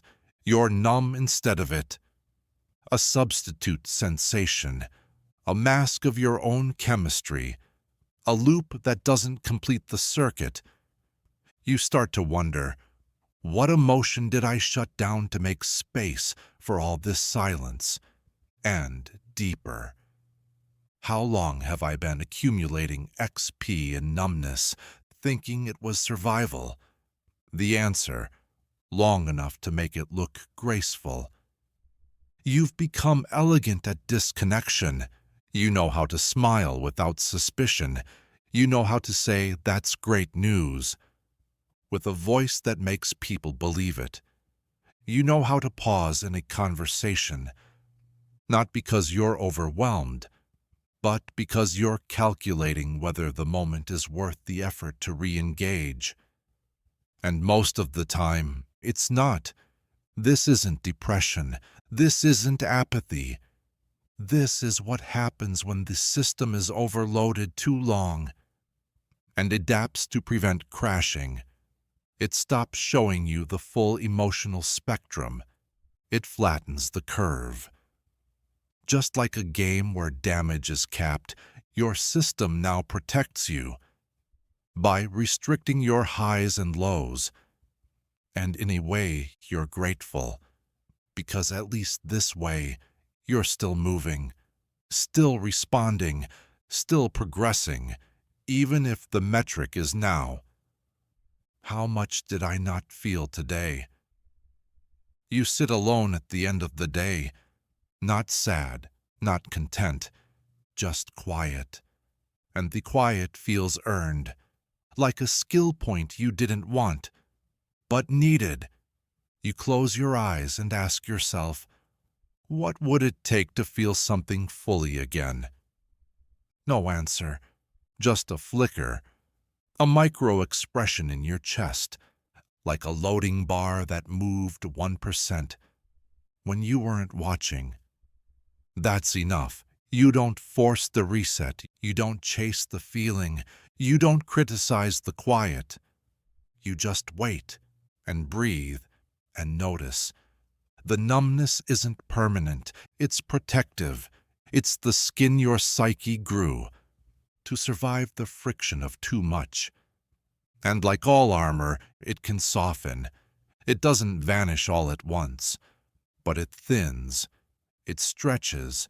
It lets more in when you're ready. You may be numb now, but you're still alive inside the armor. And that is not failure. That is persistence. You gained XP in numbness, yes, but now you are learning a new skill, the slow unlearning of self-protection, not to be raw, not to be fragile, but to be available, available to color, to warmth, to ache, to awe.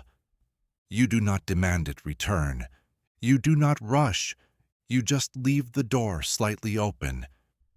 And tomorrow, if the wind moves through you a little more, you'll let it. No achievement unlocked, no dramatic transformation, just a soft reboot, and a single line whispered from the version of you, still awake beneath the numbness. I'm still in here. The next morning, a song surprises you, not because it's new, but because it lands. You feel something shift inside your chest, a flicker, an echo, not a wave, a ripple. You pause your routine. You don't analyze. You just let it arrive. This is how the thaw begins. Not in grand awakenings, not in sobs or sparks, but in tiny breaches in the wall of indifference you've built to survive. You begin to notice other micro-returnings. The smell of oranges makes you nostalgic. The sky turns a shade of gray you used to call home. Someone laughs, and it lingers longer than usual in your body. You are not back. You are opening. The numbness does not retreat all at once. It doesn't need to. It just needs to stop being your only lens. So you let new colors bleed in, even if they overwhelm, even if they arrive as static, even if you're not sure they're real. You welcome the noise of feeling again, not as disruption, but as proof. Proof that the part of you that went quiet wasn't gone, just resting, recovering, waiting for safety to return.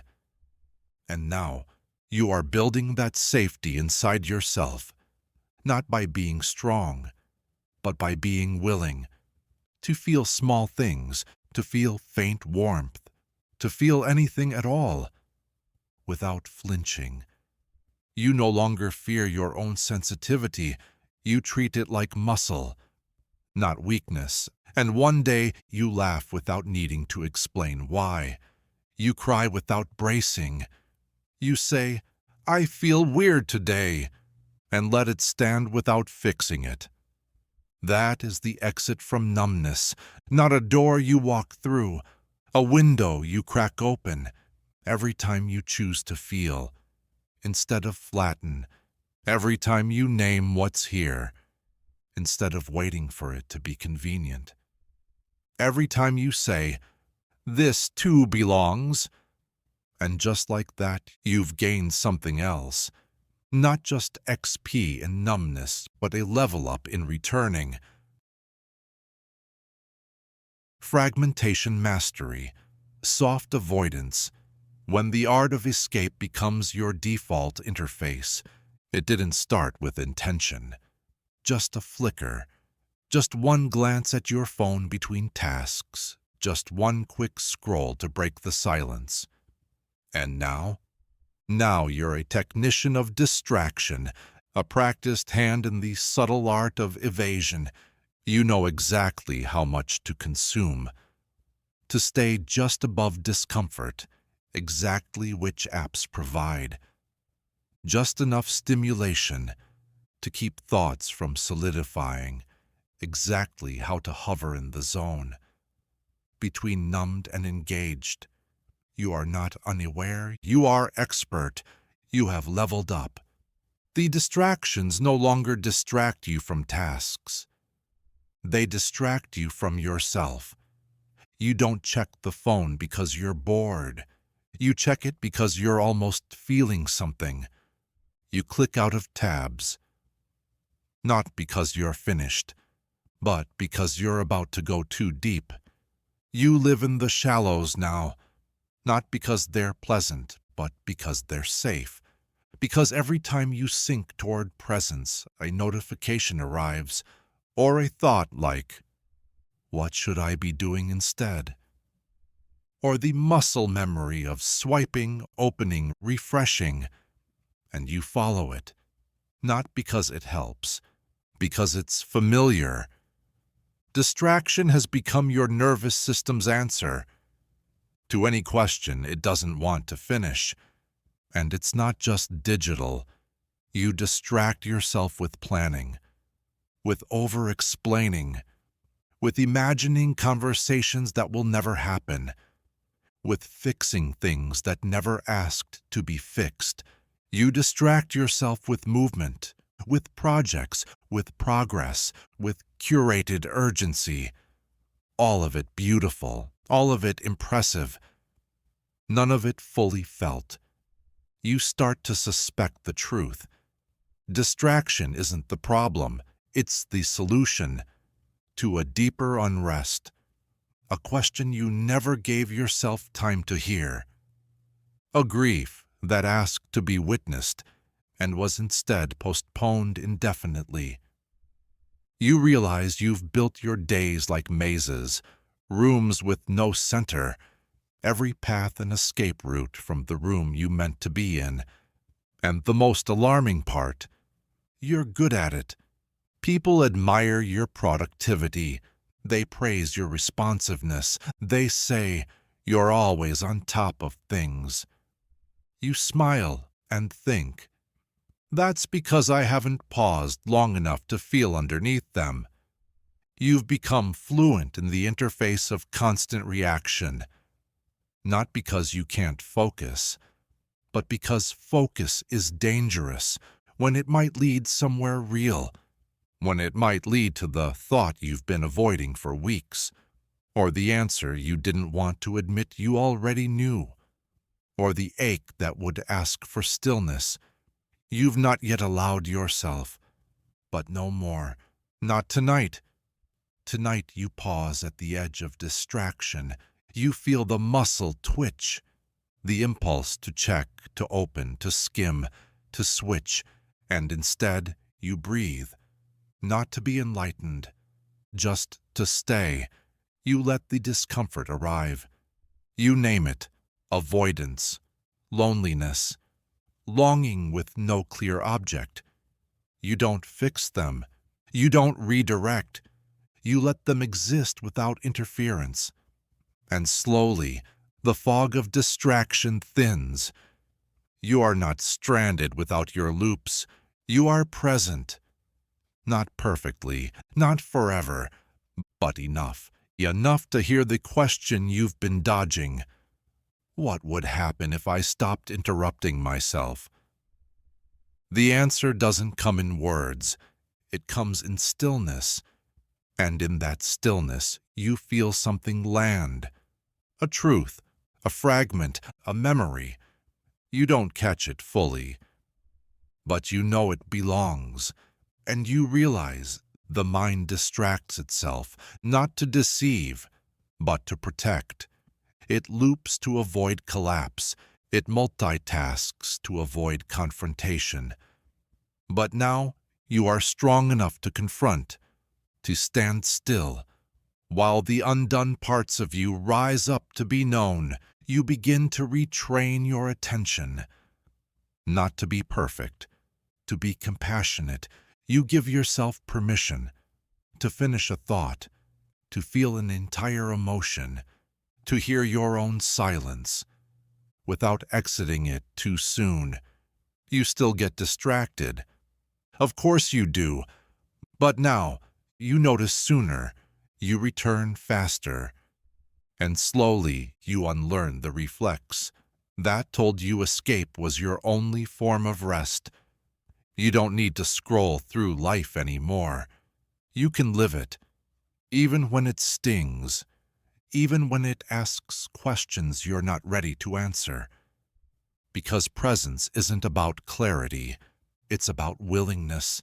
And tonight, you were willing. That is your upgrade. That is your reward.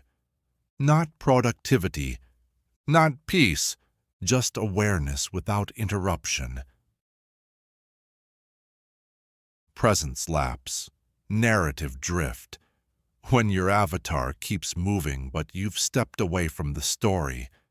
You were here, then you weren't. No big moment, no break. Just one day you noticed your life continuing. Without you in it, you answered emails. You refilled prescriptions. You showed up to calls, nodded at birthdays, washed the dishes.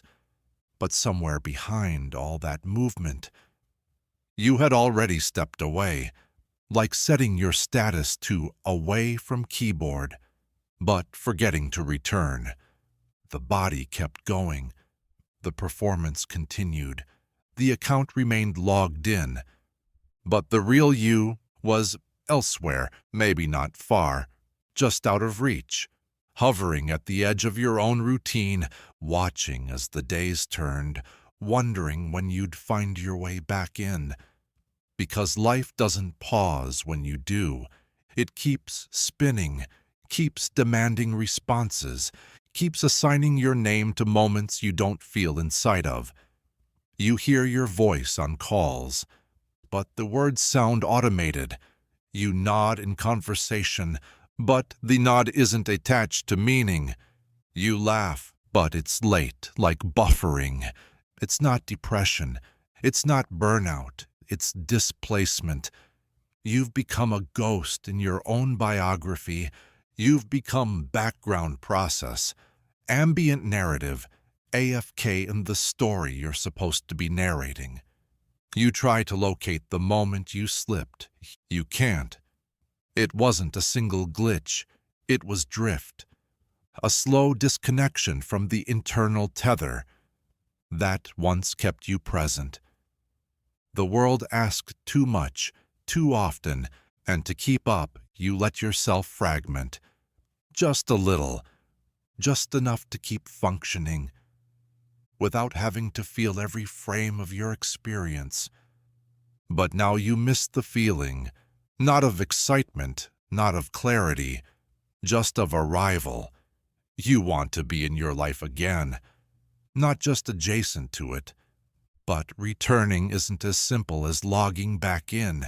You can't command yourself to re-engage. You have to re-enter gently. So you begin small. You choose one action today to feel completely. You make tea. You sit with the warmth. You let it touch you. You do not document it. You do not try to capture presence. You just let it happen, unrecorded, uncaptioned, real.